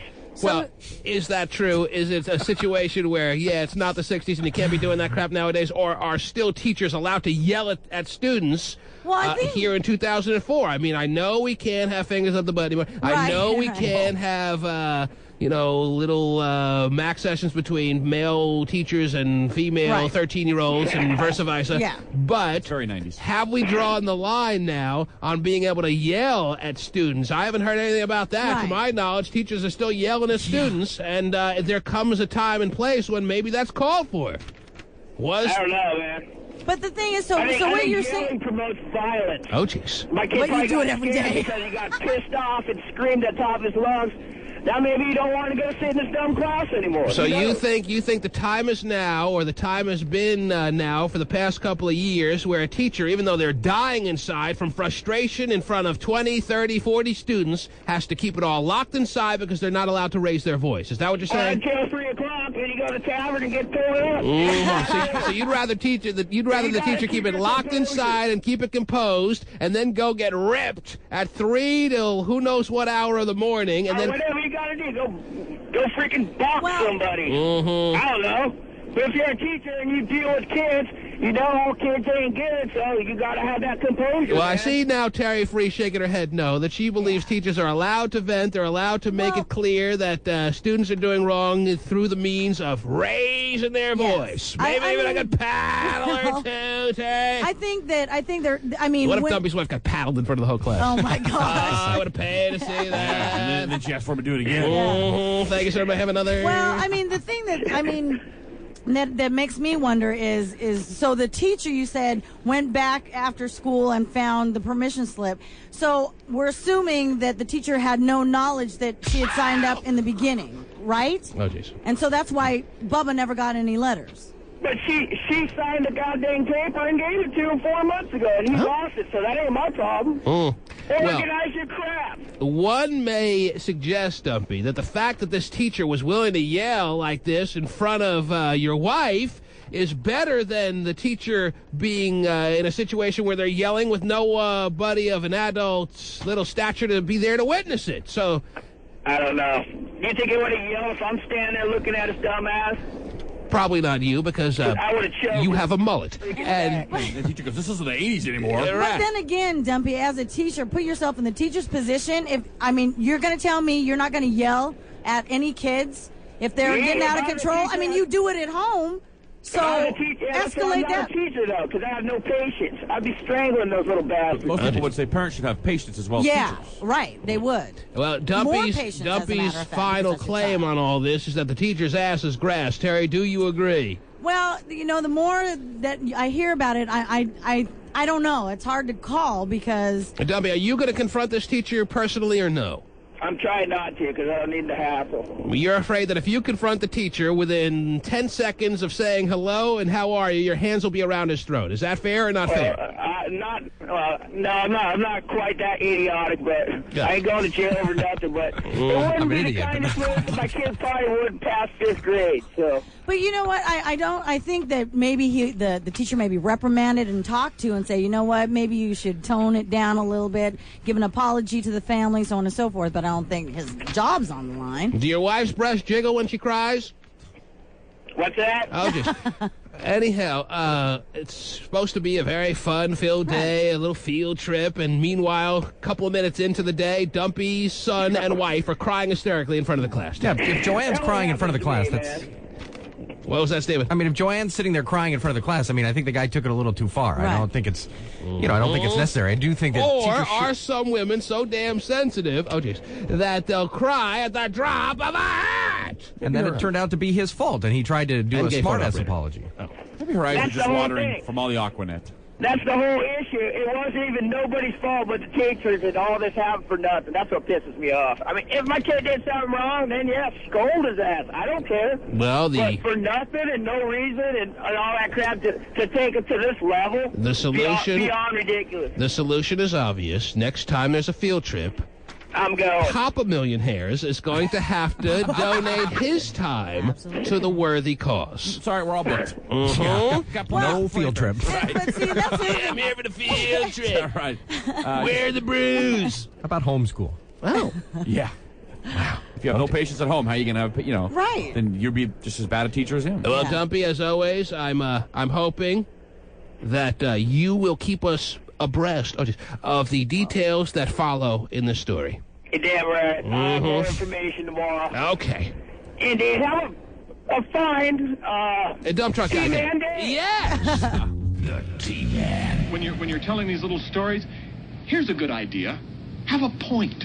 It makes it so much more interesting for the listener. Cube 93.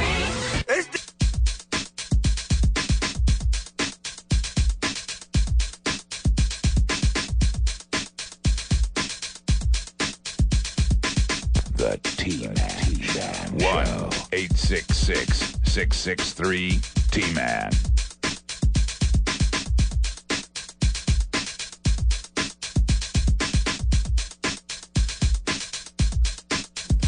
Terry. Yes? I'm sorry, I'm eating a bagel. We were so sidetracked all morning by the email that was sent out to the company that we read earlier that we made people aware of. If you were listening earlier, you know what I'm talking about. If not, don't worry about it. You got sidetracked, so did I, by dump truck guy's little issue that took place yesterday. And then we got into that whole dramatic, long, drawn-out discussion as to whether teachers should be able to yell at their students. I think it took place for about 30 seconds. And we came to certain resolutions on that. I think we all agreed that a teacher should have some leeway to yell at students. Come on. They don't want one day to have them pull out an Uzi and to shoot up the whole class. I mean, you got to let them vent when there's frustration happening in the classroom, right? I mean, we're not at the point where we're ready to get rid of the leeway that teachers have as far as being able to yell at students who are out of line, right? Right. And something tells me there may be another side to this story, but I'm not sure. Okay. All we heard was Dumpy's side. Right. I don't know why a teacher would all of a sudden go into this big tirade, the one and only tirade that they know about, right when the parent is there to witness. No teachers are that dumb, especially not in this day and age. So I don't know what really happened there, but Joanne Millionhairs called in, but we were at break or what? What's the deal on that? She called in with a little to add something to the story. What did she want to add? Just that she did yell at the teacher after you yelled at her first. I can't imagine her not defending herself. Yeah, that does seem kind of weird. Yeah. Did she cry or no? I didn't get a chance to talk to her about When you cry, does that mean you automatically lose the argument or no? No. Oh. What if you're crying because of anger as opposed to being upset? That means you automatically lose the argument, right? Yeah, it's all part of the game. Once there's a tear, it's over. Put an L in the loss column. Come on. Yeah, there is a first-year rule. But anyway, I told you earlier about how much I've missed. It was about 3-4 years ago. I was working out at the gym. I was pumping, the iron tank. Those big guns all pumped up. The physique looking just the way it is. And, there's a gun show coming, and you're going to be in it. That's right. I'm thinking of drafting myself to the Army and calling myself Major Guns.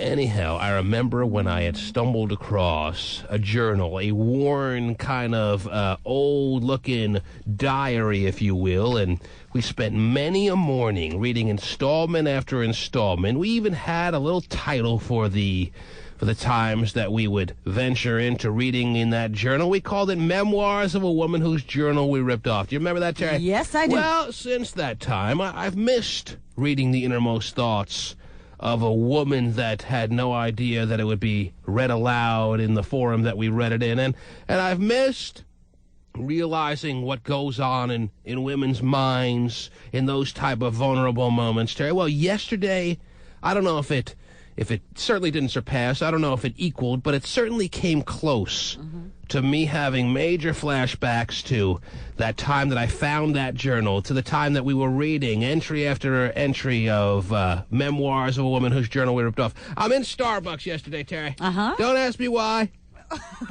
Okay, why? No. I have nothing else to do with my life, I guess. Hang out at Starbucks? Drinking a little tea. Oh, yeah, they have all kinds of tea there. I was having hot chocolate, actually. Oh, but, yummy. With peppermint? No. I'm having a little hot chocolate. I'm in Starbucks. I'm reading. I'm noticing that there are two girls nearby, and they're giggling. Usually gets my attention. All right? No, not like that, Karen. That wouldn't get my attention. I'd run out of the place. That was the Wicked Witch of the West. All right. Okay. They're giggling. They're looking over certain bits of what look like ripped out notebook paper. So, of course, I'm no longer interested in what I'm reading. I'm eavesdropping. I'm a very big people watcher of the world. I do this on a regular basis. I get a lot of stuff that I bring on the air from this type of times that I'm just watching people or listening or whatever. Well, these girls couldn't be more than, well, just the way Stephen likes them, about 15 years old. Wow.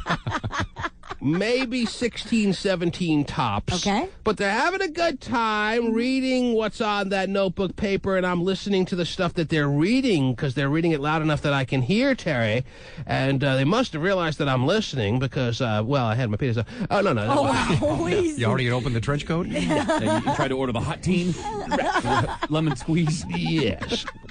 And I'm listening, and they're reading, Well, it seemed to me, from my estimation, they were reading something that they themselves might have got their hands on that didn't belong to them. Oh. But it certainly was in the love note kind of, love letter kind of mode, where they're reading entries themselves, or some kind of letter that they had gotten their hands on by someone that they probably knew, but weren't too fond of because they're laughing at this person. Are you following me here? I am. They're having a Mean Girls moment, too. Have I completely lost you here? No. I understand what you're talking about. They got the letters. Now, what's your question to me? I said it's kind of having a Mean Girls moment where they get a hold of... Exactly right, Terry. It was kind of a Mean Girls moment. I kind of get the sense that this was a couple of girls who, one of them has a new boyfriend, and they were reading letters from the new boyfriend's last girlfriend that the new boyfriend might have furnished to these new to the new girlfriend and her friend, that they were now reading and laughing at the old girlfriend of how lame she was. That is very mean girl moment. Jeez. Well, Terry, because they were mean girls, I had no problem when their attention was distracted. When they got up, they go to the bathroom together, as girls do, and they left all their materials in front. I went over to their table, I grabbed the letters, and I ran out of the house.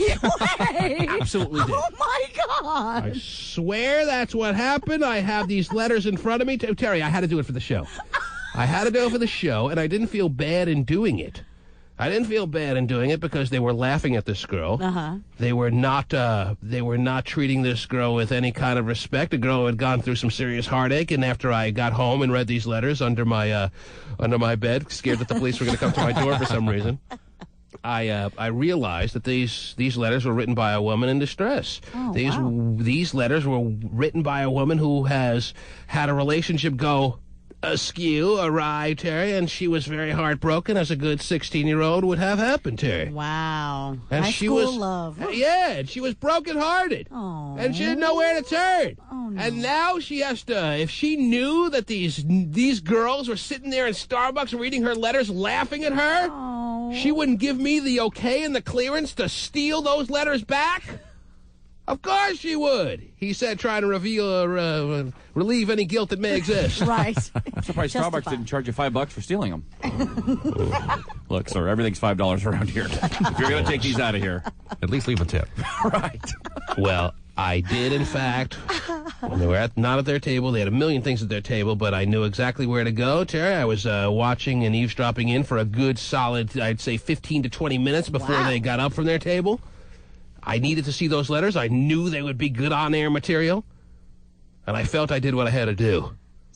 Unfortunately, there's only 3 letters here. Okay. That's all they had. I hope they can come back to Starbucks later today with more. Because you'll be sitting there, won't you, waiting? This is good stuff, Terry. Wow. But because it's written by like a 15-year-old, it's not as eloquently written as the installments from Memoirs of a Journal Whose Woman We Ripped Off, huh? Yeah. Right. We got it. Those were like so Harlequin romance-like. These are, well, there's like grammatical errors and there's all that other fun stuff. Right up our alley. Easy to understand. There's lots of pictures. Oh, are you sure it wasn't me who wrote those? Yeah. Wow. Oh, jeez. No, if it was you, we wouldn't make heads or tails out of it. Anyhow. You can have Weeman corrected, then put it back on the table for him. Right. Bring his little red pen. No, this is how you say it. Let me figure out which one I need to read first here. Well, I'll flash back to the high school romances we once had. Okay. I could use some accompanying really sappy. We used to have the perfect music for the Memoirs of a Woman Whose Journal We Ripped Off. We don't have that music anymore? Maybe. What do you tell me? I'm behind already? Why are you flashing signs at me? Already? I just set this thing up. I gotta. I feel terrible to tell you that, but I know that these letters could be long, and I just wanted to let you know that it wouldn't be a bad idea. I can't read a 15-year-old's letter and be late. Well, I'm sorry. I'm going to have to be. I'm going to have to read at least one here. Okay. Boy, last thing you want to hear from a 15-year-old is I'm late. Let's see here. Or actually, the second. First is I'm 15. First is my daddy's the chief of police. Okay. By the way, these are written in all capitals. In all capitals? Yes. Wow. It's all one huge paragraph. She got an A in capitals that day. Right. That's why this can't be a person who's over 15, 16 years old. Anyway, okay. What music choices do I have here? I've got a couple for you. All right, let me see what we got. Wait. St. Elmo's Fire? Correct. You're like Ken Jennings. What is St. Elmo's Fire?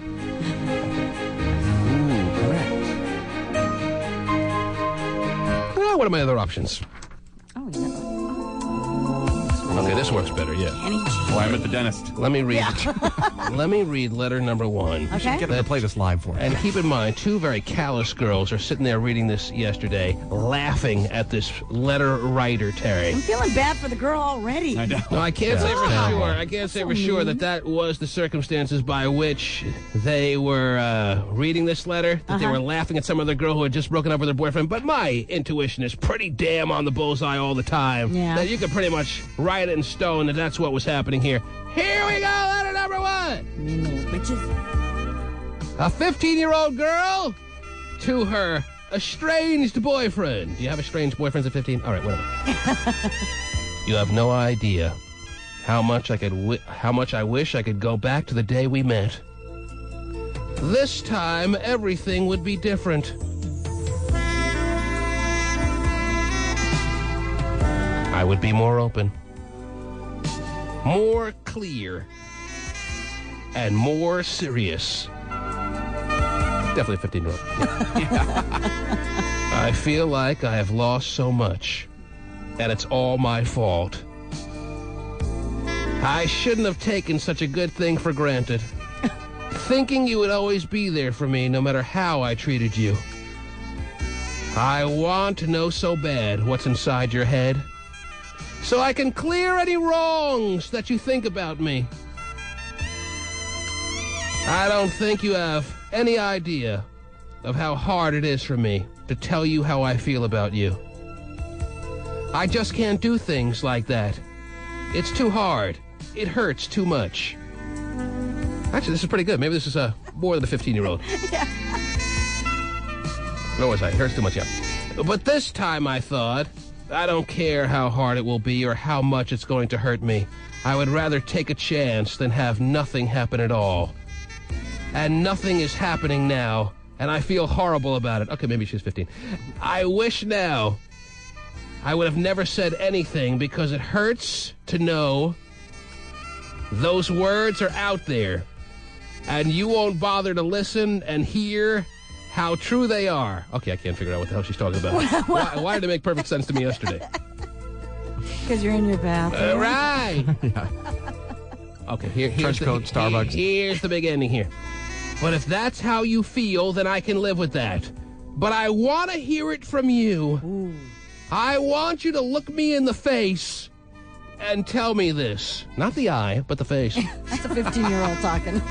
I want to hear it from you. I want you to look me in the face and tell me this. See my blemishes? And if you can still do that while watching tears run down my face and looking in my eyes and seeing how hurt I am, then I guess you were never the one for me.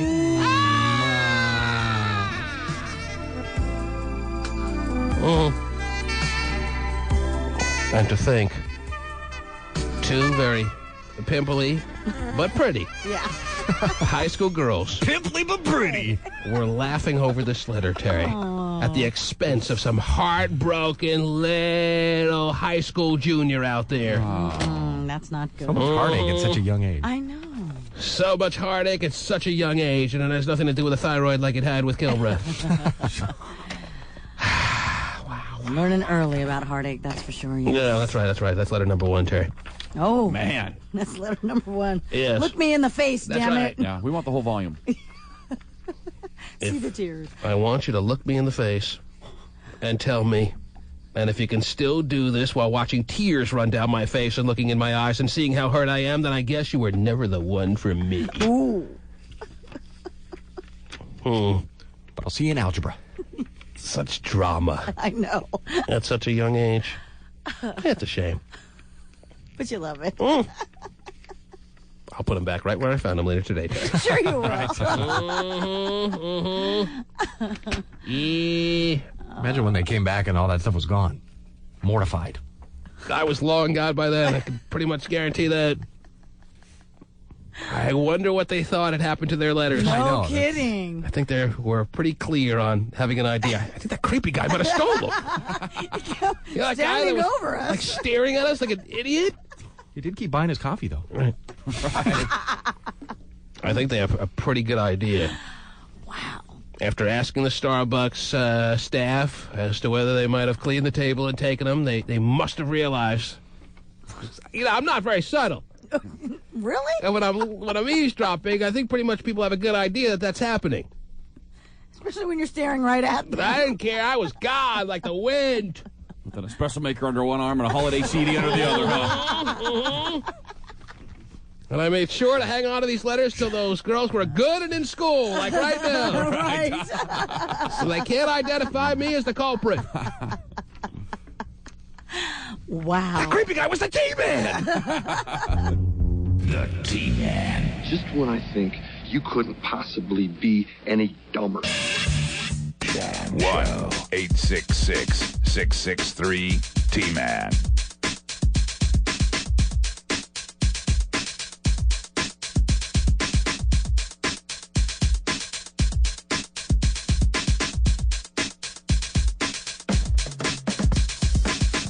He was born in the bayou. Eating a ham sandwich. With a golden spoon. With golden teeth. I think romantic is just sitting down and what a like this. He's a guy looking for Miss Do-Right. And in the meantime, f***ing everybody inside. Yeah. He's high on life. And probably something else, too. And now, the most romantic man in the land. Just chilling. He's the ham sandwich guy. I say from the glazed ham to the stuffed turkey, ho, ho, ho, and I do mean ho, ho, ho, Okay. to the men and the women out there. Santa said, if you are looking for the gold is on the hammy. And whoa now, to my SSI people out there, it's the first of the month. Wake up, it's the first of the month. Okay. Wake up. The intro's getting longer and longer. Yeah. Whoa now. Bam. Push though. Whoa now, everybody. He needs to add a chi-chi to that. Yeah, he does. Hammy, Whoa now, teacher the man. What's the deal? did you have a fine turkey day, sir? It sounds like you're still coming down from the high. You are still somewhere up in the clouds from your Thanksgiving holiday. Is that right? Well, T-Man, I must say, this year, the turkey was tender. If only I could rip off his letters in Starbucks someday soon, Terry. We'd have some great material. Whoa, now. Yeah, right. Bam. Hammy, what are you going to do today? Anything exciting? Oh, well, right now, I'm in the heart of downtown Seattle, where you get the blood from. Yes, where you get the blood, yes. Now, a lot of holiday shoppers there, I'm sure, already this morning as the doors are about to be swung wide open in your department stores of choice. Hammy, are you doing any Christmas shopping for anyone special? And the fact that it is the holiday season makes you want to be close with somebody special. Who is the ham sandwich man curling up with by that winter fireplace this holiday season? Oh, man, T-Man, I'm so single to the mingle till I really don't have no one on the plan to the schedule of being that close. But if I do be close with any woman to the female to the lady out there, I really want to be close to her. Wow. Now, that's many years we're running here. That ham sandwich has spent a holiday season all by his lonesome. He's looking for a lady to the woman to the female, and that's so complex that who's going to find that? That he is, making it clear that, is this the holiday season you would like to find Miss Do-Right or what?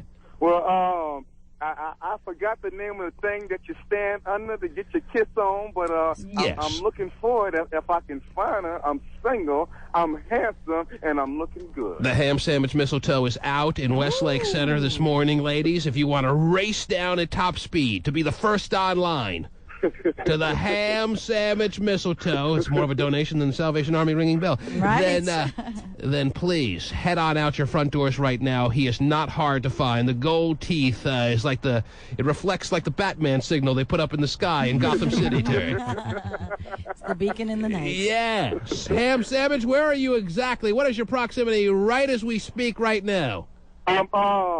I'm like, as y'all can see me, I'm diagonal away from the Westlake Mall, right next to the little horsey thing that spins around. He's diagonal from the Westlake Mall, because he would hate to be diagonal. So he's diagonal from that mall, and he will be there. You're planning on spending a little time there, is that right?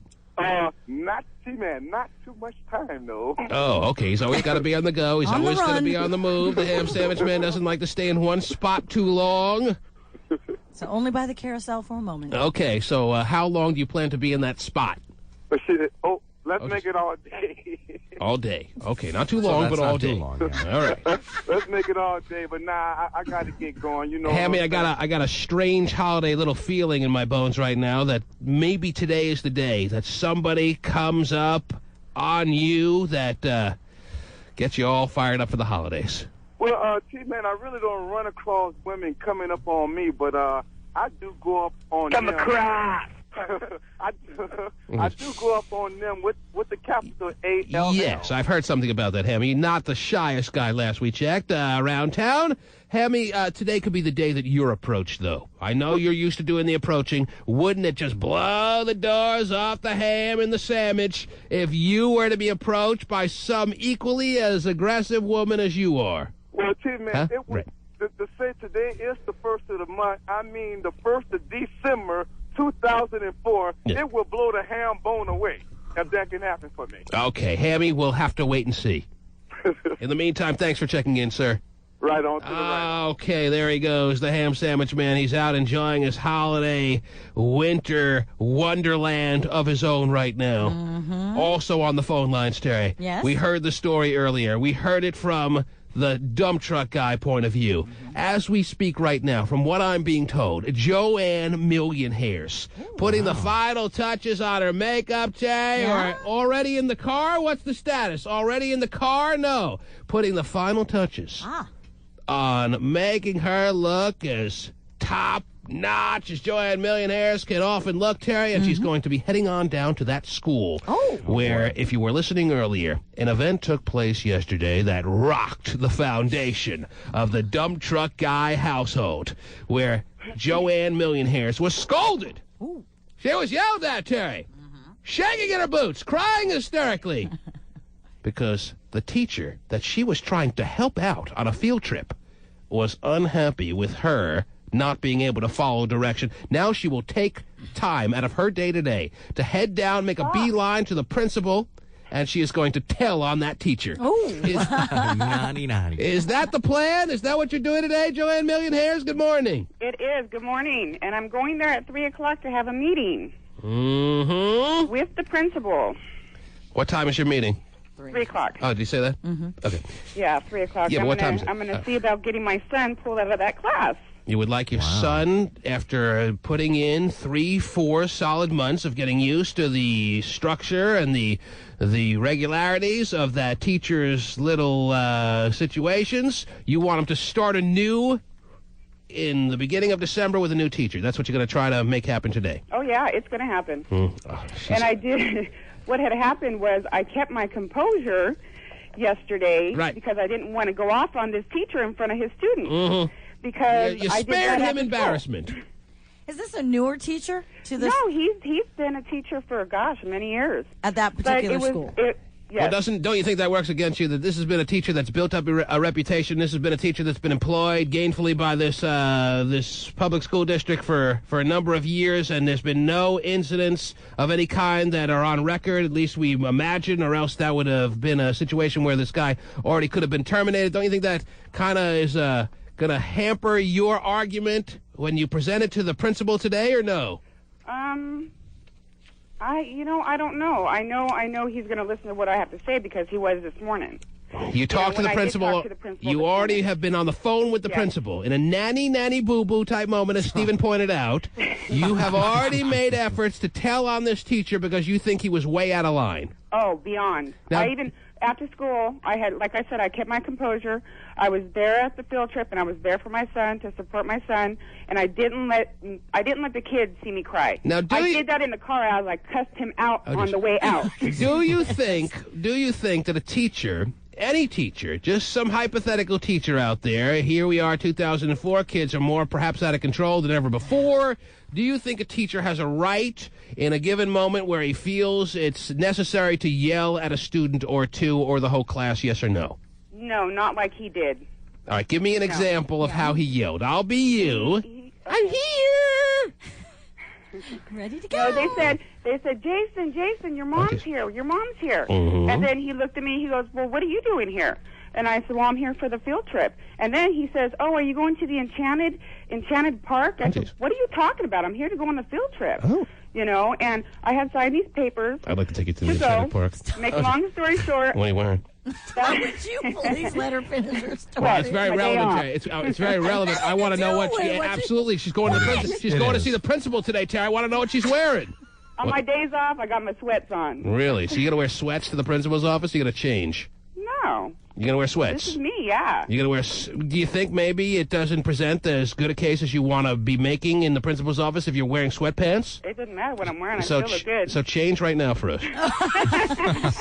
You want to listen to that, huh? Good, yes. No, I mean, I'm always up at the school. I do, I go to lunch with my son on my days off. So you're a PTA kind of soccer mom. Pretty much. Mm-hmm. And in the past, have you ever had any problems with this teacher since he's been in this guy's class for a while? Well, when I'd asked Jason, I said, does he yell like this? And he goes, yeah, sometimes. Jason is Bubba, your son. Bubba, yes. I don't even know him as Jason. I know him as Bubba. Okay. But he's Jason Jr. That when he told me, I sat down and even Dumpy even said, how gotta get our family straight, Terry. Stuff like that. And if Big Jason was there, he would have probably went off. But I kept my composure and did it after school. Lucky for that, teacher. Now, your answer when I asked you the question, do teachers have a right to yell at students? Your answer was no, they don't. Basically, is that still what you're sticking with? Not like he did. And again, you asked for an example. Again, I'm looking for some. Him aside and talking to him. Give me some kind of understanding of how loud, or give me some idea of what happened when he was in his the greatest explosive moment he had in your presence. What was it like? Now, Jason, this is what I'm talking about. Responsibility. I just peed in my sweatpants, Terry. It was when the kids all dropped their mouth, and it's like, oh my god! The kids all dropped their mouth, and were you more embarrassed that this took place in front of little my son when second graders? Crying. Mm-hmm. He was crying because his mom was being yelled at by the teacher. No, I wasn't getting yelled at. He was getting yelled at because of all the class. It was in front of the whole class. I see. So he was crying, and you felt that was not necessary to happen. It hurt my feelings to see my child cry. Yes, and you're a PTA. Does this teacher know that you're a PTA? Has PTA changed a pretty tight ass term? No. Well, maybe for you, but okay. You're a PTA mom, right? I'm just there at the school. You're a big volunteer in the class. Mm-hmm. Yeah, I had done all that. Jason was in a private school for 4 years, and I had no problems. All right. And all right. So tell me exactly what you plan on telling the teacher in your sweatpants. The principal. The principal. Oh, yeah, that's right. The principal. Tell me exactly what you expect to tell him. You're sitting in his office. He's staring you down. He's looking at your cute little boobies and thinking, gee, I wish he would have wore something more, showed more cleavage. What do you expect to tell him? How do you expect to phrase it? What do you anticipate saying? Go ahead. I mean, what he did to my son. You know, I'm going to tell him, you know, what had happened yesterday, the incident. Okay, no, don't tell me what you get. Let's make it like I'm the principal. You're walking in my office. Oh, man, it's not every day I see a hot woman. Man, I'm so sick of these little pencil in the ear little workers that I have around this little office of mine. Come on in, baby. Come on in. Make yourself comfortable. Oh, you want to take something off? I push the heat up for you. What do you say to him? Go ahead. I'm just going to tell him, you know, I want my son pulled out of the class because what had happened yesterday was totally uncalled for. Mm-hmm. So okay. So let me see if I got this straight. You want your son pulled out of the class. You know, if every parent that wanted their son pulled out of a class got their son pulled out of a class, there would be musical chairs around this little public school. I hope you know, ma'am. I feel when his grades have drastically dropped. Well, maybe you should look within yourself as to why your son's grades have dropped, ma'am. Maybe if you applied yourself more to your son's needs, kind of like you'll be applying yourself to my needs in a couple of minutes, then maybe your son would be doing a little bit better in school. But if you want him to get better grades, you know I have the power, don't you? Don't you, baby? Answer me. God. Hey, Forrest Gump's mom did it. Anybody can do it. No, but I'm serious. So that's, you know. No, I'm serious, Miss Million Hairs. Hairs. He went from A's last year to all F's this year. Can I ask? All it shouldn't have Fs. gone that far. Do you want to know how quickly all F's can turn to all A's, sugar plum? There's only one F I want. Jeez. I'll give you an F. You are so bad. I'll give you the best F of your life. Wow. I was going to ask you, now, let's say Bubba gets moved. What about next year? What if there's problems next year? Are you going to do the same thing? And I'm just out of curiosity, because I believe... Hey, no one can predict the future. We can only predict so far. And I can see in the next 5 minutes this parent, Miss Million Hairs, and this principal, Mr. T-Man, are going to go after it, Terry. Are they? Does this principal have a lock on his door? Yeah. Yeah, baby. Going all doors? Have you been in his office before? Yes, to get him into that school. Had to pull some strings, did you? No. Oh. Only one string. Okay, Terry. Well, and the other thing too is that, I mean, as far as me, because you know I have a son too. Oh, geez. So I know what kind of behavior. Who's counting? Well, one who is in school. All right. And behavior problems at that age, so on and so forth, that all boys go through, and it's difficult because. You know, you sit there and go, what's going on? Maybe it's the teacher. But sometimes you also have to look at your child and go, you know what? Hey, some of the blame has to go on my child as well. Yeah. Because... How much of the blame, Terry's basically trying to ask, do you put on yourself, Miss Million Hairs, for your son's grades drastically dropping over the past year? What percent? I think of lack the blame. of communication. If I was a teacher and one of my students were failing, I would have a conference or I would have some kind of contact with the parent to see what the heck's going on. Answer the question, honey! What percent of the blame do you put on yourself? What percent? Whoa! Man, I thought we were moaning together. Oh, that wasn't. No, she's thinking. Oh, that wasn't what I thought it was. Okay. No. What percent of the blame do you put on yourself, Miss Million Hairs? I'd say about 25%. All right. It's 1/4, Terry. 1/4 of the blame goes on her. 3/4 of the blame goes on screaming teacher. Okay. Well, I wish you the best of luck in that principal's office. Although I would like you to come back in a week and have us discuss this further, okay? Find something else to complain about. Yes. Something that's on my mind that I would like to share with you if I may come to your office next week, all right? All right. Let us know how it goes, Miss Million Hairs. Thanks. Have a good day. No, you have a good day. I will. First. All right. There she goes, Terry. There she goes. Mm-hmm. She's going to get nowhere with that principal. That means, is there anyone that thinks she's going to get anywhere with that principal? Yeah. Kid's not getting transferred out. Sorry. And then if he does, the teacher will be the happiest one about it. Yeah, That's probably it is. The T-Man. He's a very strange young man. He's an idiot. Comes from upbringing. Parents are probably idiots, too. Check it out. Traffic Jam. What's up?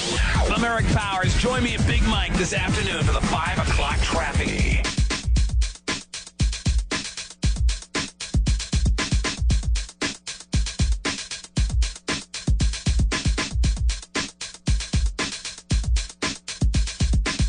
The T-Man. 1-866-663-T-Man. Steven. Yes. Can you give me the point spread for the very important statewide contest between Gonzaga against the University of Washington in a fine basketball display of competitiveness tonight over in Spokane, Washington? You want me to check the paper? Yeah, that's basically what I'm asking you.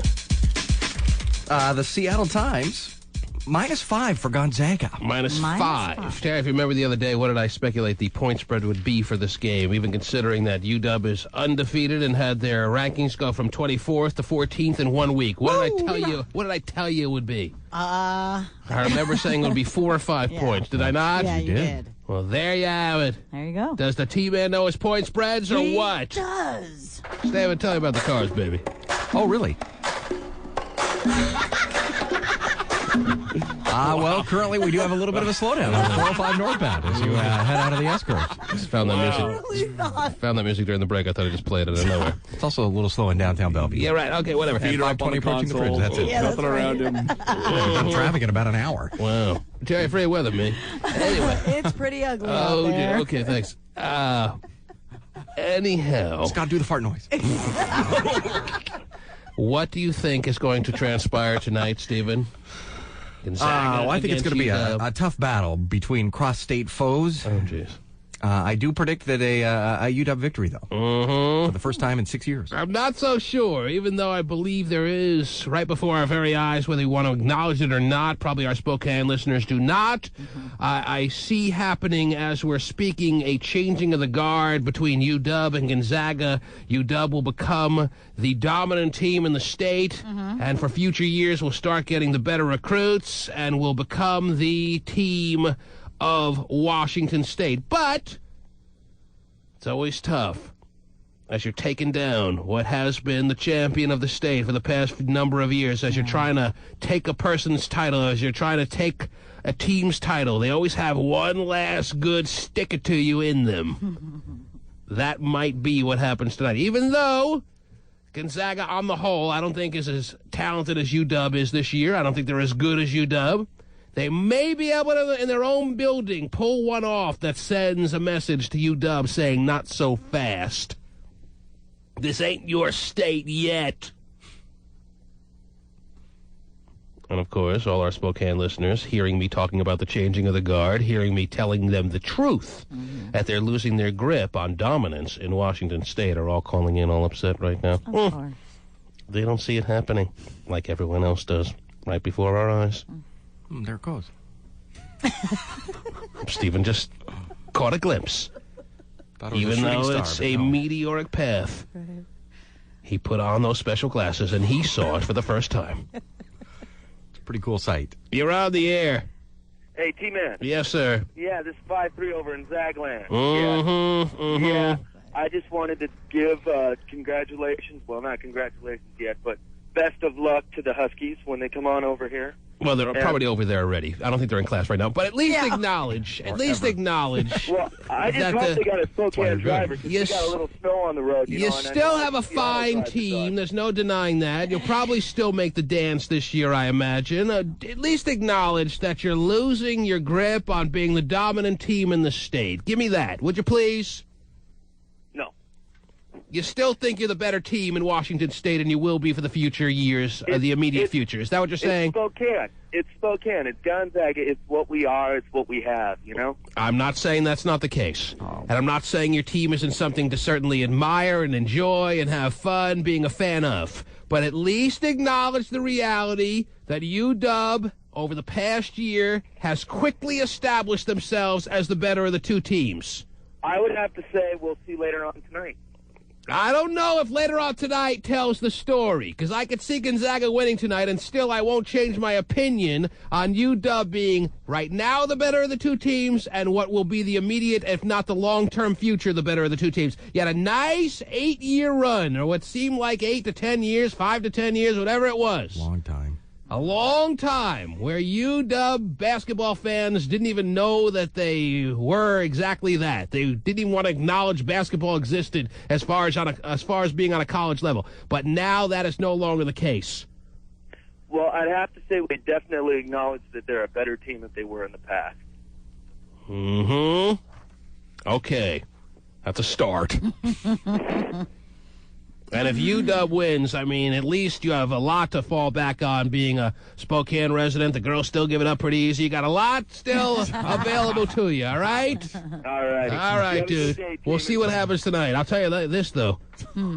If UW does win tonight, in that brand new building that Gonzaga plays in, that is even the clearest of clear messages that the tide has turned. Minus Brandon Waugh. Mm-hmm. Even without their most prolific scorer, not their best player. See, that's how complex a team this UW squad is. Their best scorer isn't even their best player. Go figure that out at Gonzaga. Still thinking about easy chicks in Spokane. Oh, chicks. I know, I was too. I love them. You're on the air. Hello. They have 3 kids each, but... Hello? Yes. Yeah, the Gonzaga's gonna win. And how have you come to this conclusion? Easy chick. Because I'm from Spokane, and you guys are dissing on us. Are your legs behind your head right now? Wow. AJ and Colette told me to call in. That's nice. Now she started swearing. Obviously, the tailgating has begun at 6 a.m. this morning over at the brand new Gonzaga Arena. What do they call that joint? McCarthy, I think? The McCarthy Arena? The McCarthy what? McCarthy what? The McCarthy Center for Gonzaga Basketball. Oh, jeez. Gonzaga. That's nice. No, I don't know what it's... Coeur d'Alene, Idaho. Hello. McCarthy Athletic. Yes, real quick. Time is short, and so am I. Go. The word athletic is tough for Steven, we all know. Hello? Hello? Yes. Yeah, UW's going to win. And you're calling from Idaho, so you're probably a Gonzaga fan. No, but Gonzaga, they're full of themselves, and UW's got such a better team. I mean, they're guys that are sitting on the bench are better players than Gonzaga. Idaho lost to the Cougars last night. I'm not even talking about the game that Gonzaga lost to Illinois, where they were never even in the game. I'm talking about an earlier season game, a couple of days before, that they won, that I watched, that they didn't look like the Gonzaga teams of the past, Terry. Okay. And watching UW beat in 3 consecutive nights Alabama, Oklahoma, and Utah. Yeah. I mean, this is a squad that just has so many weapons and knows how to use them. It's a changing of the guard. A ding ding. And that may be made official tonight should UW win. But if UW loses, it's still the case. So it's a can't-lose situation. Are we flying over or what? Enjoy your flight. Come on, easy chicks. Easy chicks. Enjoy your flight. All right. The T-Man. Both Kenny's dad and I were in Scouts for years. Was your dad in Scouts, Carmen? Oh, yeah, you don't have a dad. Now, a lot of people are calling in asking if the fearless forecaster could come in. What do you think? We can just snap our fingers and have him appear right here in the studio? No. We weren't aware that this was a game tonight that you wanted the fearless forecaster for, and now it's too late. Yep. And I guess we'll all just have to watch it to find out who wins. So he has to be pre-booked.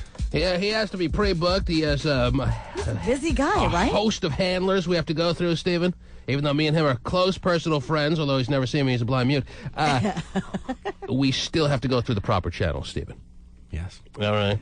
It'll be on with Curly tonight, probably on Evening Magazine. Well, hey, we can't all be Curly now, can we? But hey, it'll be Gonzaga, and it will be your University of Washington Huskies, and for your Washington Huskies, that's a loss. The fearless forecaster. Now. Now, was he here, or is that, what's the deal with that? Just Is that official? Figure out what he might say after You're knowing trying to him. read his mind? After knowing him for all the years, Terry. Although, as I've made it very clear, UW is by far the more talented team. I have my misgivings about whether they're going to go into that building tonight after the coming off the high of the Great Alaskan Shootouts success and beat Gonzaga after Gonzaga just had an embarrassing loss in Illinois. All factors are leading towards Gonzaga pulling off one win to try to hang on to any kind of feeling of dominance they still have in this state. Okay. And for their sake, they better. The pressure's on them. Well, reserve fearless now because they're Huskies are playing Eastern Washington University on Sunday. Well, what's the date of it? Sunday. Actually. I'm going to call and have Fearless scheduled for Saturday morning. All right? Okay. So Julie Pilot will be interviewing them then. Wow. How long has she been gone from the station? A couple, 3 years. Yeah, she'll come back to good old Julie to ask for the prediction. The T-Man. When you're telling these little stories, here's a good idea. Have a point. It makes it so much more interesting for the listener. It's the Kings of Crunk. Look down on me side, boys. We ready to rock them jing.